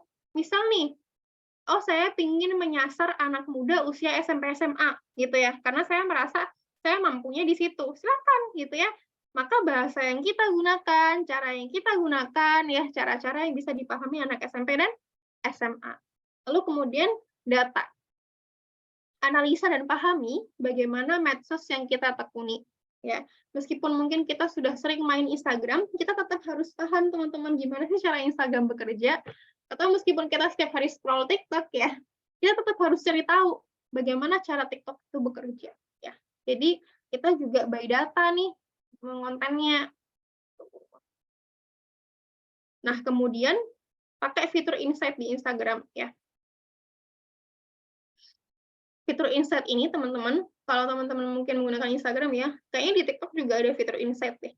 Semua medsos sepertinya ada fitur insight-nya. Jadi tidak hanya di Instagram aja. Fitur insight ini akan sangat membantu kita untuk apa? Untuk grow up akun kita, ya, untuk grow up konten kita, dan untuk evaluasi konten kita. Jadi kita bisa tahu nih, oh ternyata saat ini konten saya seperti ini, gitu ya, perkembangan akun saya seperti ini, gitu. Jadi ini untuk evaluasi karya kebaikan kita, ya, bukan untuk pamer, tapi untuk evaluasi apa yang sudah kita lakukan nih dengan berbagi dakwah di media sosial. Jadi coba mulai pelajari siapa followers kita sekarang, gitu ya. Coba dilihat deh followers kita sekarang siapa. Karena bisa jadi itu adalah audiens tetap kita, gitu ya. Kalau dilihat perbandingan jenis kelaminnya, jauh banget nih teman-teman kalau di saya pribadi ya. Jenis kelamin laki-laki yang follow saya itu mungkin cuma 20% nggak sampai. Tapi yang perempuannya 80% lebih. Gitu. Nah ini sudah menunjukkan bahwa oh memang segmentasi saya adalah muslimah gitu ya. Ini beberapa tahun yang lalu ya, setahun yang lalu kayaknya. Sekarang udah berubah lagi nih. Ya. Segmentasi saya sekarang 80% itu 80% itu perempuan. Terus kemudian sisanya baru laki-laki gitu. Nah, itu artinya menjawab ya, ternyata emang sasaran saya itu adalah muslimah, perempuan gitu ya, bukan laki-laki. Tapi kalau misalnya ada laki-laki yang nge-follow bisa jadi karena memang mereka teman saya atau memang mereka mau dapat update ya tentang isu-isu kemuslimahan gitu. Lalu teman-teman kita juga perlu pahami yang namanya engagement ya. Engagement itu apa? Engagement itu adalah informasi detail untuk strategi pemasaran ya. Kemudian untuk evaluasi sebagai sarana memperbaiki postingan kita dan konten-konten kita. Jadi engagement itu untuk kita evaluasi dan untuk informasi ya. Sarana kita untuk memperbaiki postingan sekaligus informasi detail untuk strategi pemasaran kita ke depannya. Jadi engagement ini ya punya beberapa tujuan ya teman-teman. Bukan untuk kita terus terpaku pada angka-angka, tapi kita jadikan itu sebagai bahan evaluasi. Oh ternyata netizen tuh suka konten saya yang seperti ini, gitu. Ternyata netizen tuh suka karya-karya yang seperti ini. Gitu. Terus gimana sih kita untuk memaksimalkan engagement? Ini kalau di Instagram ya teman-teman. Kalau di Instagram gunakan hashtag. Di IG gunakan sebanyak-banyaknya hashtag yang relevan dengan konten dan waktu. Ada banyak platform yang bisa kita jadikan sarana untuk cari hashtag yang relevan ya, kayak misal meta hashtag. Itu kita tinggal submit aja keywordnya apa, nanti akan banyak hashtag terkait. Terus kualitas posting. Semakin sering posting, semakin baik untuk engagement. Medsos itu suka kalau kita sering posting, teman-teman. Medsos itu suka kalau kita sering update ya. Tapi ya dipastikan bahwa kita update-nya untuk kebaikan. Terus interaksi. Perbanyak interaksi dengan audiens. Balesin komen, DM -11 juga, balesin DM yang masuk ya. Jangan merasa angkuh dan nggak perlu balesin komen. Semakin kita jarang balesin komen, semakin kecil kemungkinan postingan kita itu bisa dilihat sama orang lain gitu. Dan akhirnya kayak orang juga malas juga ya komen di postingan kita gitu. Ngapain sih komen di postingan dia, sombong banget nggak pernah balesin gitu. Kalau saya pribadi, kalau saya sempat saya balas ya untuk komen-komen sama DM yang masuk gitu. Tapi kalau misalnya emang nggak sempat ya saya belum bisa balas DM. Termasuk DM juga ya teman-teman. Jangan sombong lah untuk balesin DM yang masuk tuh, apalagi kalau dari teman-teman sendiri gitu ya, dari rekan-rekan sendiri atau dari orang-orang yang nggak dikenal sekalipun. Kalau misal dia DM-nya baik-baik dan menanyakan hal yang baik, dibalas aja. Saya itu bahkan sampai DM satu-satu orang yang repost postingan saya. Untuk apa? Untuk bilang makasih, gitu ya. Sebagai apresiasi, oh kamu udah baca karya saya, gitu. Kamu juga udah membaikkan karya saya. Terus kemudian maksimalkan fitur. Fitur yang ada di Instagram atau medsos itu coba dimaksimalkan. Untuk apa? Untuk menambah jangkauan ya, teman-teman. Jadi fitur yang ada di IG misal, ya kita upload reels, kita upload story, kita juga nge-live Instagram sesekali gitu ya, atau bikin postingan. Untuk apa? Untuk menambah jangkauan. Terus relevan dengan diri kita dan dengan tren yang sedang terjadi. Ya. Dan terakhir kontennya menarik. konten menarik ini nggak harus pakai jasa pro ilustrator gitu ya. Bahkan saya pribadi saya tuh nggak bisa desain, teman-teman. Saya desain selama ini tuh pakai Canva gitu ya. Tapi karena saya berusaha untuk memunculkan potensi saya yang lain gitu. Karena saya bisa nulis, ya udah saya utamakan dari tulisan itu. Misalkan ya dari judul dan diksi yang dipakai gitu, kita gunakan semenarik mungkin sehingga orang itu tertarik untuk baca konten-konten kita. Nah, soal riding the wave itu ini ya, berselancar di gelombang tren. Misal nih lagi tren bahas apa ya, bahas seorang artis misal, kan tempo hari sempat banyak banget ya bahasan-bahasan soal artis. Kita boleh nggak sih bikin konten soal itu gitu? Ya, jawabannya itu bukan boleh nggak boleh sih, tapi penting atau nggak penting gitu. Penting nggak untuk kita ikutan bahas gitu. Terus kalaupun kita mau bahas apanya gitu ya. Kita mau bahas artisnya kah? Atau kita mau bahas fenomenanya gitu. Misal nih, tempo hari kan ramai kasus-kasus artis-artis gitu ya. Akhirnya banyak orang takut nikah gitu. Nah, pilihannya ada beberapa hal ya. Kita mau bahas artisnya, atau kita mau bahas fenomena takut nikah, atau kita justru mau bahas soal gimana sih sikap kita sebagai seorang muslimah terhadap pernikahan, misal gitu ya. Jadi banyak cara yang bisa kita gunakan ya, kita jadikan konten ketika ada satu hal yang sedang viral gitu. Dan kita perlu untuk menentukan secara bijak ya, konten apa yang mau kita upload gitu ya. Jangan sampai kita terjebak pada bahasa artisnya aja gitu, karena itu jadi nggak produktif, percuma. Toh media massa juga kalau udah bahas artis paling sehari 2 hari udah kelar gitu. Sehari 2 hari juga udah nggak ramai lagi gitu ya. Nah, kayak konten kita pun gitu. Jadi kan konten kita tuh relevan dibaca setiap waktu kapanpun itu ya. Jadi nggak apa-apa, tapi asalkan relevan aja gitu dengan topik kita pun nggak apa-apa. Jangan sampai topik kita selama ini, misal kita bahas soal politik gitu ya, terus tiba-tiba kita bahas soal artis gitu, atau kita bahas soal pernikahan gitu. Mungkin akan susah untuk relevan ya teman-teman semuanya. Jadi coba dicari topik-topik yang relevan. Dan alangkah lebih baiknya kalau kita bikin tren kita sendiri gitu ya, bikin narasi di mana orang lain turut serta dengan apa yang kita bagikan. Dan lagi-lagi jangan lupa untuk cek engagement ya di setiap postingan kita. Untuk apa? Untuk evaluasi ya. Mana sih konten yang ternyata itu banyak jangkauannya? Mana sih konten yang ternyata itu menarik dibaca sama orang? Dan terakhir, pengelolaan media sosial ya, terkait dengan postingan ya, teman-teman. Penting bagi kita untuk memperhatikan postingan kita. Kalau kita emang mau bangun branding, ya jangan pelit untuk bagi postingan ya. Kecuali kalau emang nggak mau bangun branding apa-apa, nggak perlu posting juga nggak masalah. Tapi kalau kita mau bangun branding, ya harus ada postingannya, postingan tertentu gitu ya. Boleh foto, boleh tulisan, boleh reels gitu ya, asal apa? Asal relevan dengan branding kita.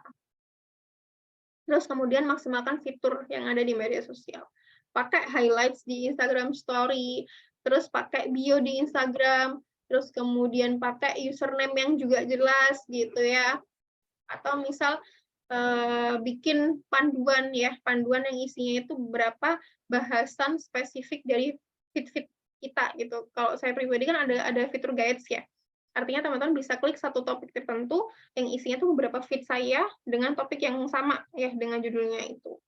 Gitu. Atau bisa upload reels juga. Ini kalau di Instagram ya, teman-teman. Atau tag-tagannya juga bisa dicek ya gitu. Kadang ada yang nge-tag saya di beberapa postingannya soal muslimah gitu. Jadi maksimalkan fitur yang ada di media sosial untuk apa? Untuk membantu kita membangun branding gitu ya. Ini akan sangat membantu kita karena dari apa yang kita rapikan di media sosial kita, itu juga membantu orang lain untuk mengenal kita. Kita nggak apa-apa, nggak usah ngisi highlights Instagram Story, selama kita emang nggak punya tujuan untuk branding diri. Tapi kalau kita punya tujuan untuk branding diri, jadi isi highlights-nya, diisi feed-nya, bio-nya juga dirapikan. Gitu ya. Bio media sosial juga, ya ini juga sangat mempengaruhi ya.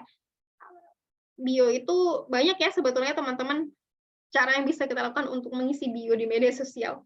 Silakan teman-teman isi dengan kalimat yang paling nyaman ya, yang sesuai dengan diri teman-teman masing-masing gitu. bisa berisi link yang isinya tuh kontak person ya, atau mungkin bisa isi portofolio karyanya, atau mungkin bisa berisi juga topik bahasan yang teman-teman suka bagikan itu apa, gitu. Nah, udah ya, itu kurang lebih teman-teman yang bisa saya bagikan ya pada pagi hari ini. Mohon maaf kalau banyak salah kurangnya. Saya kembalikan kepada moderator Taskia, Afwan Jidan, jazakumullah khair. Wassalamualaikum warahmatullahi wabarakatuh. Waalaikumsalam warahmatullahi wabarakatuh. Jazakillah kepada Kak Sabrina atas ilmunya. Alhamdulillah, tadi dalam 1 jam itu kita mendapatkan insight-insight yang banyak sekali ya terkait dakwah dan perbekalan ilmu dan adab, menghidupi segala ruang untuk kita memaksimalkan syiar Islam kita, agar kita sebagai muslimah bisa menebarkan kebaikan kita sebagai bentuk perwujudan khalifah di bumi ini. Baik, saat ini kita ada buka sesi tanya-jawab, 2-3 pertanyaan mungkin, jadi bagi teman-teman yang ingin bertanya, bisa raise hand atau ditulis di kolom chat ya. Mungkin ada yang ingin bertanya, bisa langsung.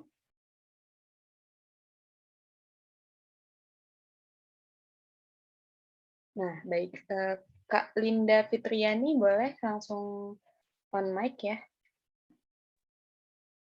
Baik, terima kasih Kak Taskia atas kesempatannya.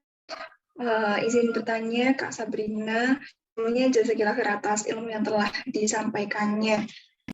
Izin bertanya, Kak Sabrina, bagaimanakah cara agar kita itu konsisten untuk berdakwah atau membagikan kebaikan-kebaikan di sosial media sesuai dengan potensi kita, melihat terkadang banyak kendala atau distraksi yang saya rasakan, misalkan masih kurang ilmu atau manajemen diri yang masih belum baik, seperti terganggu dari atau distraksi dari tugas kuliah, organisasi, sehingga yang awalnya itu misalnya sangat berdakwah itu luntur gitu Kak. Itu mungkin. Terima kasih Kak Sabri.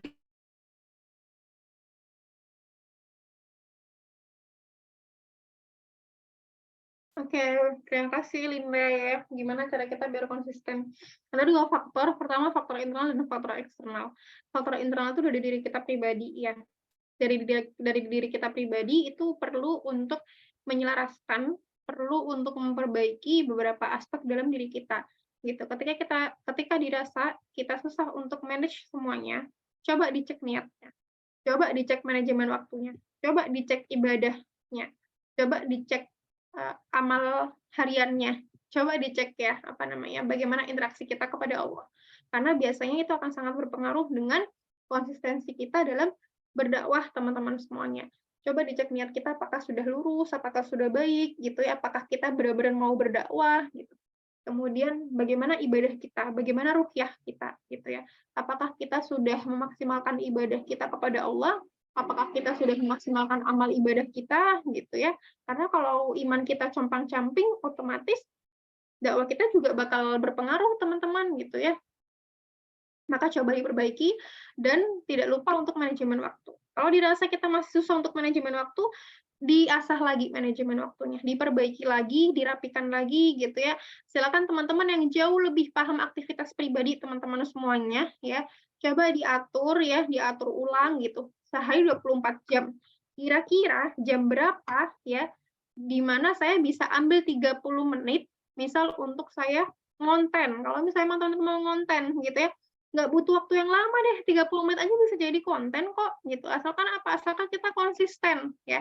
Asalkan konsisten dan kita memang benar-benar meluangkan waktu gitu. Jadi coba dari 24 jam dalam sehari ya, nggak mungkin kita nggak punya waktu luang sama sekali gitu. Saya dulu juga ya pernah menjadi mahasiswa juga gitu ya. Justru waktu luang menjadi mahasiswa itu jauh lebih baik dibandingkan waktu luang ketika saya sekolah. Karena nunggu dosen itu juga waktu luang. Kadang peralihan mata kuliah, dosennya belum datang, itu kan waktu luang ya. Bisa kita jadikan ngisi tugas, bisa kita jadikan ngerjain tugas, atau bisa kita jadikan ngonten dikit-dikit gitu ya. Atau misalnya kita brainstorming ide dan sebagainya gitu ya. Itu kan termasuk cara kita untuk ngonten juga gitu. Jadi silakan coba dicari waktu luangnya. Bahkan yang paling saya rasakan adalah dulu saya sekolah jam 6 harus berangkat sekolah. Sekarang nggak dulu. Kemudian kalau kuliah jam 8 biasanya baru berangkat kuliah karena matkul pertama jam 8 lebih gitu ya. Artinya kan ada waktu cukup luang dari yang biasanya berangkat jam 6 akhirnya jam 8. Nah, itu juga bisa kita jadikan waktu luang kita untuk bikin konten. Atau misal istirahat makan siang deh gitu ya. Istirahat siangnya sekolah sama kuliah itu beda. Karena biasanya ya di perkuliahan ada 1 jam penuh atau bahkan 2 jam untuk istirahat makan siang. Kadang tuh jam 11 sampai jam 1 tuh kadang nggak ada matkul sama sekali gitu kan. Itu kan juga waktu luang gitu. Nah, tinggal pandai-pandainya kita memanfaatkan waktu luang yang ada. Belum lagi kalau kita misal sehari cuma ada matkul 2 yang udah pulang gitu ya, otomatis semakin banyak waktu luang kita gitu. Kalaupun misal ternyata sorenya ada rapat, ya siangnya bisa kita jadikan sarana untuk kita brainstorming ide atau bikin konten gitu. Kita bikin konten itu nggak harus langsung jadi, teman-teman. Nggak harus langsung, oh hari Senin misalnya, aku brainstorming ide, terus habis itu saya nyicil konten. Nggak harus langsung upload hari Seninnya. Upload hari Selasanya pun juga nggak apa-apa. Yang penting kita agendakan gitu ya, bahwa setiap hari itu ada progres untuk konten gitu. Boleh coret-coretan dulu, boleh ngedraft dulu gitu ya, nggak apa-apa. Yang penting setiap hari ada progres dan prosesnya. Itu faktor internal ya. Lagi-lagi memang ujian kita manajemen waktu. Saya juga pernah di titik itu, teman-teman. Jadi mahasiswa emang ujiannya manajemen waktu gitu ya. Apalagi teman-teman yang mungkin nyambi freelance pekerjaan. Karena saya dulu juga freelance pekerjaan ya. Kadang paginya nggak ada kuliah, paginya kerja gitu. Atau kadang kalau siangnya nggak ada kuliah ya akhirnya siangnya kerja. Itu lebih menantang lagi. Belum lagi kalau kita punya aktivitas organisasi ya. Saya dulu juga organisasi juga ya, freelance, ya ngelesin, ya organisasi, ya kuliah gitu. Itu tantangan kita untuk bisa manajemen waktu dengan bijak. Terus kemudian faktor eksternal. Faktor eksternal itu adalah bagaimana lingkungan pertemanan kita. Kalau lingkungan pertemanan kita itu adalah pertemanan yang produktif, insya Allah kita akan terus merasa ditantang untuk menghasilkan hal-hal yang produktif juga. Jadi pertemanan itu akan sangat mempengaruhi bagaimana produktivitas karya kita, bagaimana produktivitas kebaikan kita, bagaimana kontribusi dakwah kita.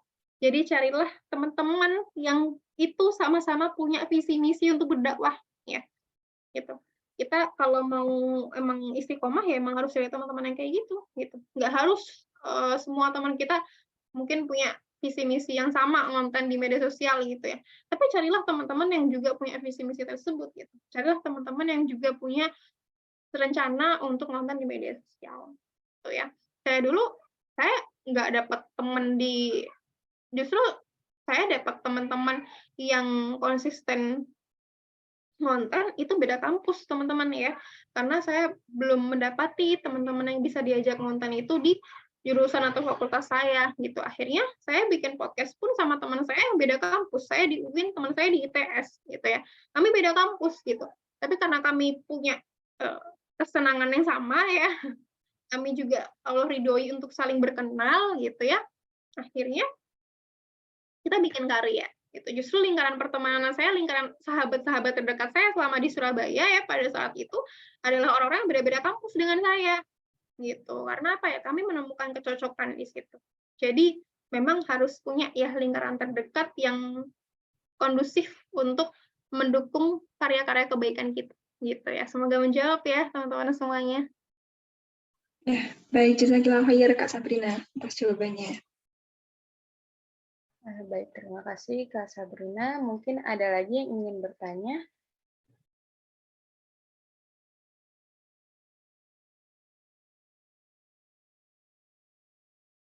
Dibuka 1 sampai 2 pertanyaan lagi.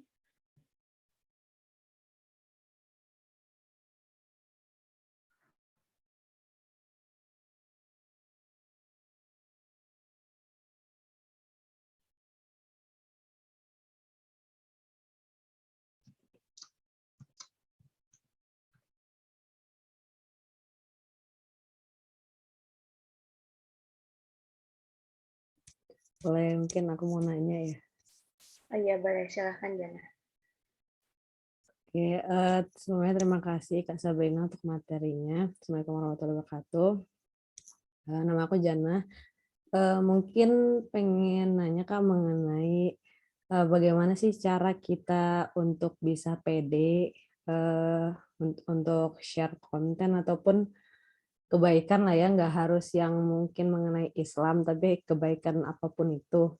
Tapi kan mungkin banyak orang yang kayak minder atau insecure gitu kan. Padahal sebenarnya dia punya wawasan untuk itu, untuk share itu. Nah, bagaimana cara bikin seseorang itu untuk pede gitu Kak. Jadi nggak mikirin kata orang gitu. Tapi tetap ingin menyebarkan kebaikan itu. Mungkin itu dari aku, Kak. Terima kasih. Boleh tolong diulang pertanyaannya? Gimana tadi? Agak putus-putus. Oh iya, bagaimana cara untuk pede menyebarkan kebaikan di media sosial? Padahal sebenarnya seseorang itu memiliki wawasan untuk menyebarkan kebaikan itu gitu. Oke. Jana, kalau boleh tahu sekarang lagi kuliah atau udah alumni? Udah alumni Kak, alhamdulillah. Alhamdulillah. Lulusan jurusan apa? Dari jurusan teknik telekomunikasi. Oh, Masya Allah. Ya, untuk percaya diri memang perlu dibangun ya, teman-teman semuanya. Saya pun juga ada kok di titik di mana saya merasa insecure dan inferior ya. Wajar sih kalau hal itu terjadi, apalagi untuk di awal-awal kita ngonten ya. Mungkin teman-teman ada rasa kayak nggak pede gitu, takut sotoy gitu ya. Atau mungkin takut menggurui. Nah, lagi-lagi memang untuk mengkondisikan ya perasaan-perasaan seperti ini, kita perlu mengimbanginya dengan niat dan persiapan gitu. Artinya ketika dirasa kita belum percaya diri, maka kita maksimalkan niat dan persiapan kita. Gitu, bisa jadi kita belum percaya diri karena kita merasa belum banyak bekal. Kalau saya saat itu ketika emang belum pede untuk lanjut konten ya, jadi saya belajar dulu gitu. Saya ikut kelas-kelas online, ikut kelas-kelas offline juga gitu ya, banyak-banyak baca buku dan sebagainya. Sampai ketika saya merasa, oh insya Allah bekalnya jauh lebih baik nih dibandingkan sebelumnya gitu. Jadi mulai lebih pede lagi untuk konten. Dan tentunya apa yang kita bagikan itu juga akan sangat berpengaruh dengan tingkat kepercayaan diri kita. Makanya kenapa tadi saya bilang mulailah dengan hal-hal yang ringan atau hal-hal yang simpel, hal-hal kebaikan yang mungkin kita lihat kayak kita anggap kecil, tapi itu sebetulnya ajakan kebaikan karena ya itu adalah cara untuk kita memantik kepercayaan diri terlebih dahulu gitu. Untuk di awal ini mungkin teman-teman nggak perlu bahas yang berat-berat kayak analisa bla bla bla gitu. Kayak berat banget kayak bikin skripsi kan. Mungkin dimulai dengan hal-hal yang simple gitu ya, dengan hal-hal yang bagi teman-teman, ih itu mah kayak pelajaran zaman SMP gitu. Tapi ternyata banyak pelajaran zaman SMP yang itu perlu diulang lagi di zaman sekarang gitu ya.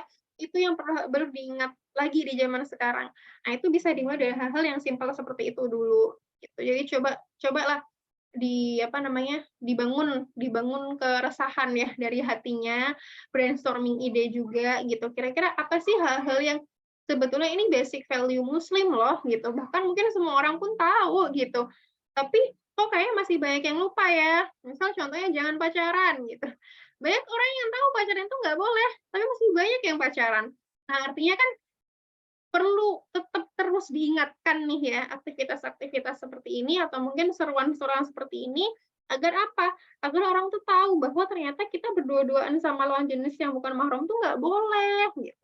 Kalau misal kita mau bawa aspek lain, kita tuh nggak harus pacaran untuk dapat perhatian cowok loh gitu. Kita bisa loh ngedate sama ayah atau misal kalau punya abang atau punya adik laki-laki kita juga bisa loh ngedate sama mereka gitu ya. Yang mereka itu adalah mahram kita gitu. Kita bisa tawarkan juga solusinya yang mungkin kita pernah melakukan atau dengan metode storytelling gitu ya. Storytelling ini insya Allah tidak bersifat menggurui ya, tapi lebih kepada cerita. Cuman di cerita itu biasanya akan ada hikmah yang bisa dibagikan gitu. Misal teman-teman habis ngajar gitu ya, habis ngajar anak kecil gitu. Terus teman-teman mendapati insight atau hikmah, satu hikmah. Nah, itu bisa dibagikan gitu. tadi aku jadwal ngajar murid SD misal gitu ya. Terus dia tanya satu pertanyaan yang buat aku itu akhirnya merenung gitu. Diceritakan dengan gaya bercerita aja gitu. Dari situ harapannya orang yang baca pun juga nggak ngerasa kayak lagi diajarin, tapi ternyata dia lagi baca cerita, hanya saja dari cerita itu ternyata ada manfaatnya, ada hikmahnya, ada pelajarannya gitu. Jadi silakan pilih metode yang paling sesuai dengan diri kita, yang paling cocok dengan diri kita, dan yang mampu kita jangkau juga gitu. Kita nggak diminta untuk melakukan suatu hal yang kita nggak bisa kok gitu. Kita lakukan yang memang kita mampu, yang kita bisa ya, yang kita rasa kita sangat sangat berkapasitas untuk menyampaikan gitu ya. Ya mungkin kita kapasitasnya juga masih sama-sama belajar gitu ya. Tapi minimal kan pasti banyak hal-hal basic yang kita udah tuntas ya soal itu. Atau misal hal sederhana kayak kayak jangan makan minum sambil berdiri gitu ya. Itu kan mungkin hal yang simple banget ya. Bagi kita kayak ya itu mah pelajaran aku TK deh. Tapi ternyata masih banyak yang lupa soal itu gitu. Masih banyak yang lupa kalau baiknya sambil duduk loh gitu. Saya pernah tempo hari tahu ada member JKT48 ya. Dia nggak jilbaban, tapi dia setiap kali minum itu disuruh kalau dia tuh duduk. Nah, itu kan mungkin satu hal yang kayak bagi orang lain biasa aja, tapi sebetulnya kalau kita melihat, oh ternyata masih ada loh muslim yang dia tuh ingat adab makan minum gitu. Nah, itu juga bisa kita bagikan sebagai bahan konten mungkin ya, atau banyak hal-hal di sekitar kita yang bisa kita jadikan bahan kita untuk berefleksi ya, muhasabah gitu. Cuma mungkin muhasabahnya ini kita bagikan di media sosial gitu. Jadi silakan dicari sesuai dengan kemampuannya masing-masing gitu ya Jannah ya. Semangat teman-teman semuanya. Terima kasih banyak, Kak.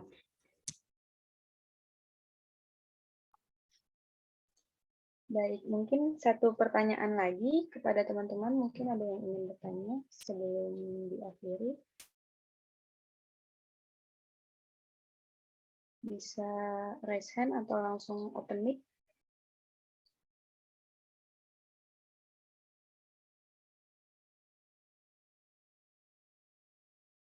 Oke, untuk Kak Kamila silahkan. Ya, terima kasih Kak Taskia atas kesempatannya. Bismillahirrahmanirrahim. Assalamualaikum warahmatullahi wabarakatuh. Sama-sama jazakallahu khairan pada Kak Sabrina ya atas materinya yang telah diberikan. Saya Kamila, izin bertanya, menurut Kakak nih, kira-kira ada nggak sih suatu topik atau suatu isu yang itu tuh seharusnya menjadi bare minimum seorang muslimah mendakwahkan isu atau topik tersebut di media sosial, Kak? Terima kasih, Kak.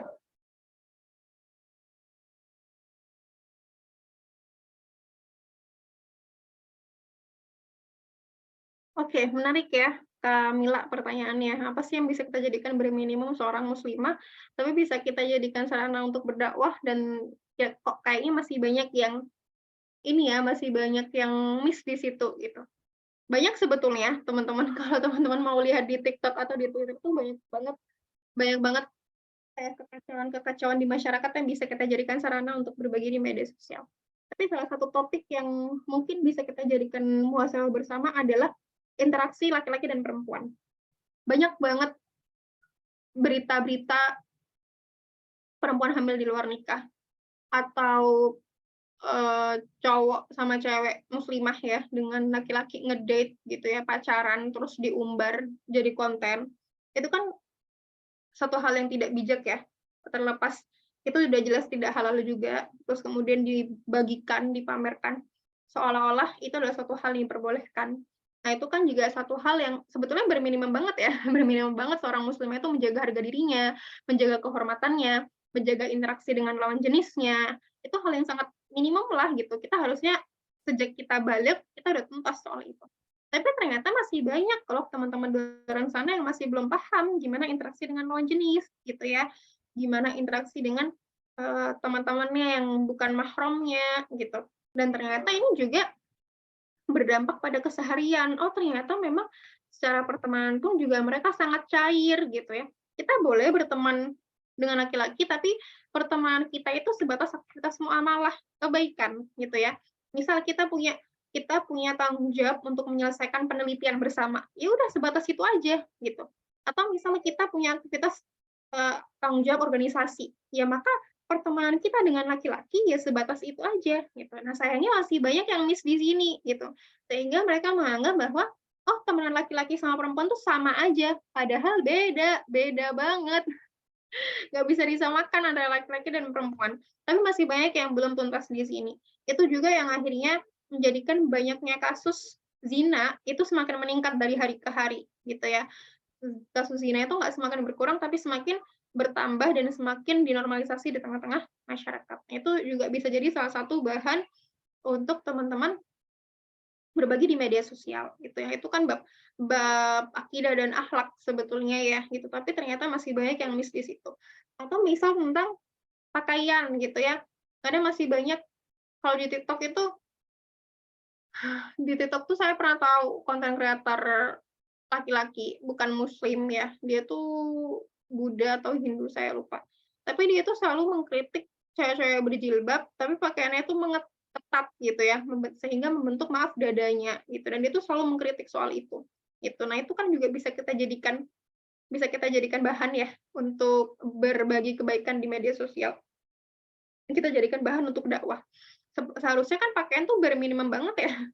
Kita semenjak kita haid, kita harus berpakaian syar'i sesuai dengan panduan agama gitu. Nggak peduli kita haidnya SD atau SMP, kita harus pakai pakaian syar'i sejak SMP gitu ya, kalau misal kita haidnya sejak SMP. Tapi ternyata masih belum banyak yang sadar soal itu gitu ya. Bahkan masih banyak anak SMP yang dibiarkan nggak pakai jilbab. Padahal anak SMP zaman sekarang pasti sudah haid, karena haidnya anak-anak zaman sekarang itu lebih cepat dibandingkan zaman dulu gitu ya. Kalau zaman dulu mungkin jarang banget yang haid SD ya, tapi sekarang kayaknya anak-anak pada cepat haidnya ya ketika SD udah haid gitu. Artinya apa? Ketika mereka haidnya sejak SD, maka sejak itu pula wajib segala syariat atas dirinya ya. Jadi tolak ukur tanggung jawab dalam Islam itu bukan dari umur, tapi dari balignya. Ketika dia sudah baligh, maka dia juga sudah harus akil. Nah, ini yang harus dipahamkan terus-menerus kepada masyarakat, minimal orang terdekat kita deh ya, misal adik-adik kita. Kalau udah SMP, jangan pernah izinkan dia keluar rumah tanpa jilbab.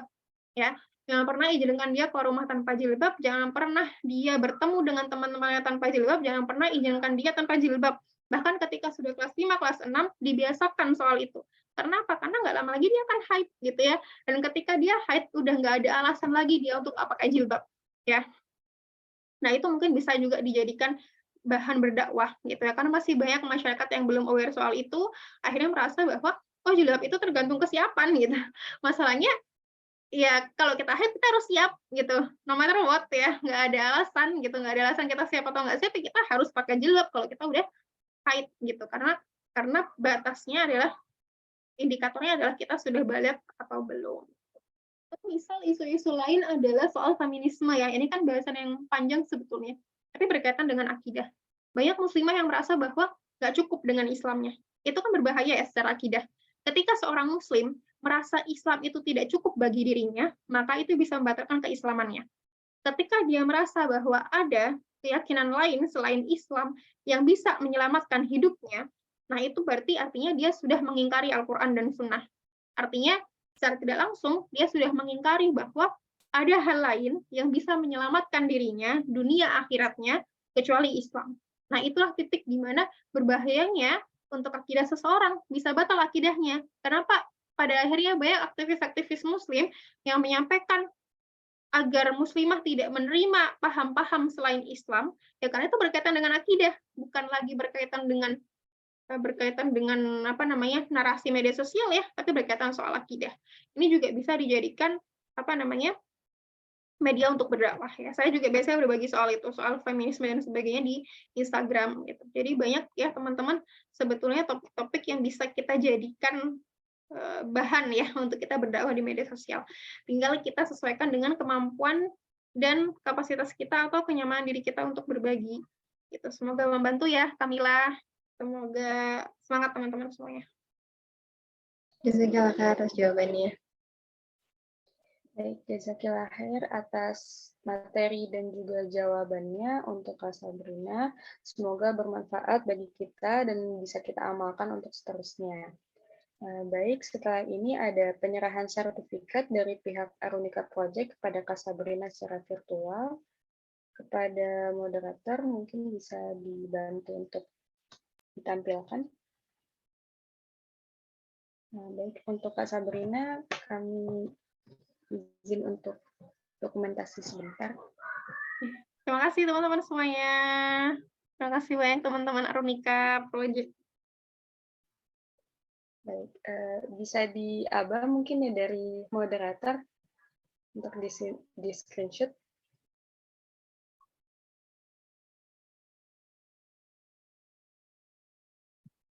Baik, sepertinya sudah ya. Baik, terima kasih sekali lagi kepada Kak Sabrina atas waktu dan materinya. Mungkin apabila ada acara selanjutnya dapat meninggalkan Zoom setelah ini. Lagi. Oke, baik. Terima kasih ya teman-teman semuanya, Arunika Project, jazakumullah khair. Semoga bisa jumpa lagi di lain waktu. Izin pamit dulu. Assalamualaikum. Waalaikumsalam warahmatullahi Terima kasih banyak, Kak.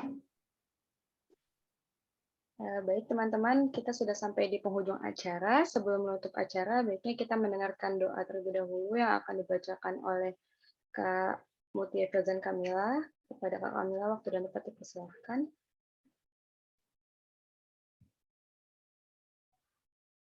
Bismillahirrahmanirrahim. Alhamdulillahirabbil alamin, hamdal syakirin, hamdan na'imin, hamdan mughni ma huwa yuhibbu mazina. Ya Rabbana lakal hamdu kama yanbaghi li jalali wajhika wa 'azimi sultanik. Allahumma inna nas'aluka salamatan fid din wa 'afiyatan fil jasad wa ziyadatan fil 'ilm wa barakatan fil rizq wa tawbatan qabla al-maut wa rahmatan 'inda al-maut wa maghfiratan ba'da al-maut. Allahumma hawwin 'alaina fi sakaratil maut wa najatan minan nar wal 'afwa 'inda al-hisab. Allahumma innaka ta'lamu anna hadhihi al-qulub qad istama'at 'ala mahabbatik wa taqat 'ala ta'atik wa tawahadat 'ala da'watik wa ta'ahadat 'ala nusrati syari'atik. Waghfir Allahumma batataha wa dimuddaha wa hadiha subulaha wa binurika alladhi la yakhlu washrah suduraha bi faidil iman bik wa jamil tawakkuli alayk wa ayha bi ma'rifatik wa misha 'ala syahadati fi sabilik innaka ni'mal mawla wa ni'mal nasir. Allahumma amin wa sallallahu ala Muhammad wa ala alihi wa ashabihi wa sallim. Alhamdulillahirabbil alamin. Alhamdulillahirrahmanirrahim. Akhirnya kita benar-benar sampai ke penghujung acara. Sebelumnya kita mohon izin untuk mendokumentasikan terlebih dahulu. Jadi kepada teman-teman yang belum mengaktifkan kameranya bisa diaktifkan ya agar bisa didokumentasikan. Di foto terlebih dahulu, foto bareng. Yang belum aktif kameranya bisa dilihat. Oh iya, untuk Kak Sabrina mungkin bisa ikut foto juga. Ternyata masih di Zoom. Oh iya. Oke, yang lain yang belum on cam, yang memungkinkan bisa on cam, bisa dinyalakan ya kameranya. Untuk moderator bisa minta tolong untuk aba-aba. Oke, baik Kak. Oke teman-teman, hitung sampai 3 ya. 1, 2, 3. Sekali lagi, 1, 2, 3. Oke, sudah Kak. Oke, terima kasih teman-teman semua atas waktunya. Saya sebagai moderator mohon izin pamit undur diri dan mohon maaf apabila ada salah kata. Saya izin tutup dengan sebuah pantun, bunga putih, bunga melati, aromanya sungguh harum sekali. Cukup sekian sampai di sini, sampai bertemu di kajian lain lagi. Wassalamualaikum warahmatullahi wabarakatuh. Waalaikumsalam warahmatullahi wabarakatuh.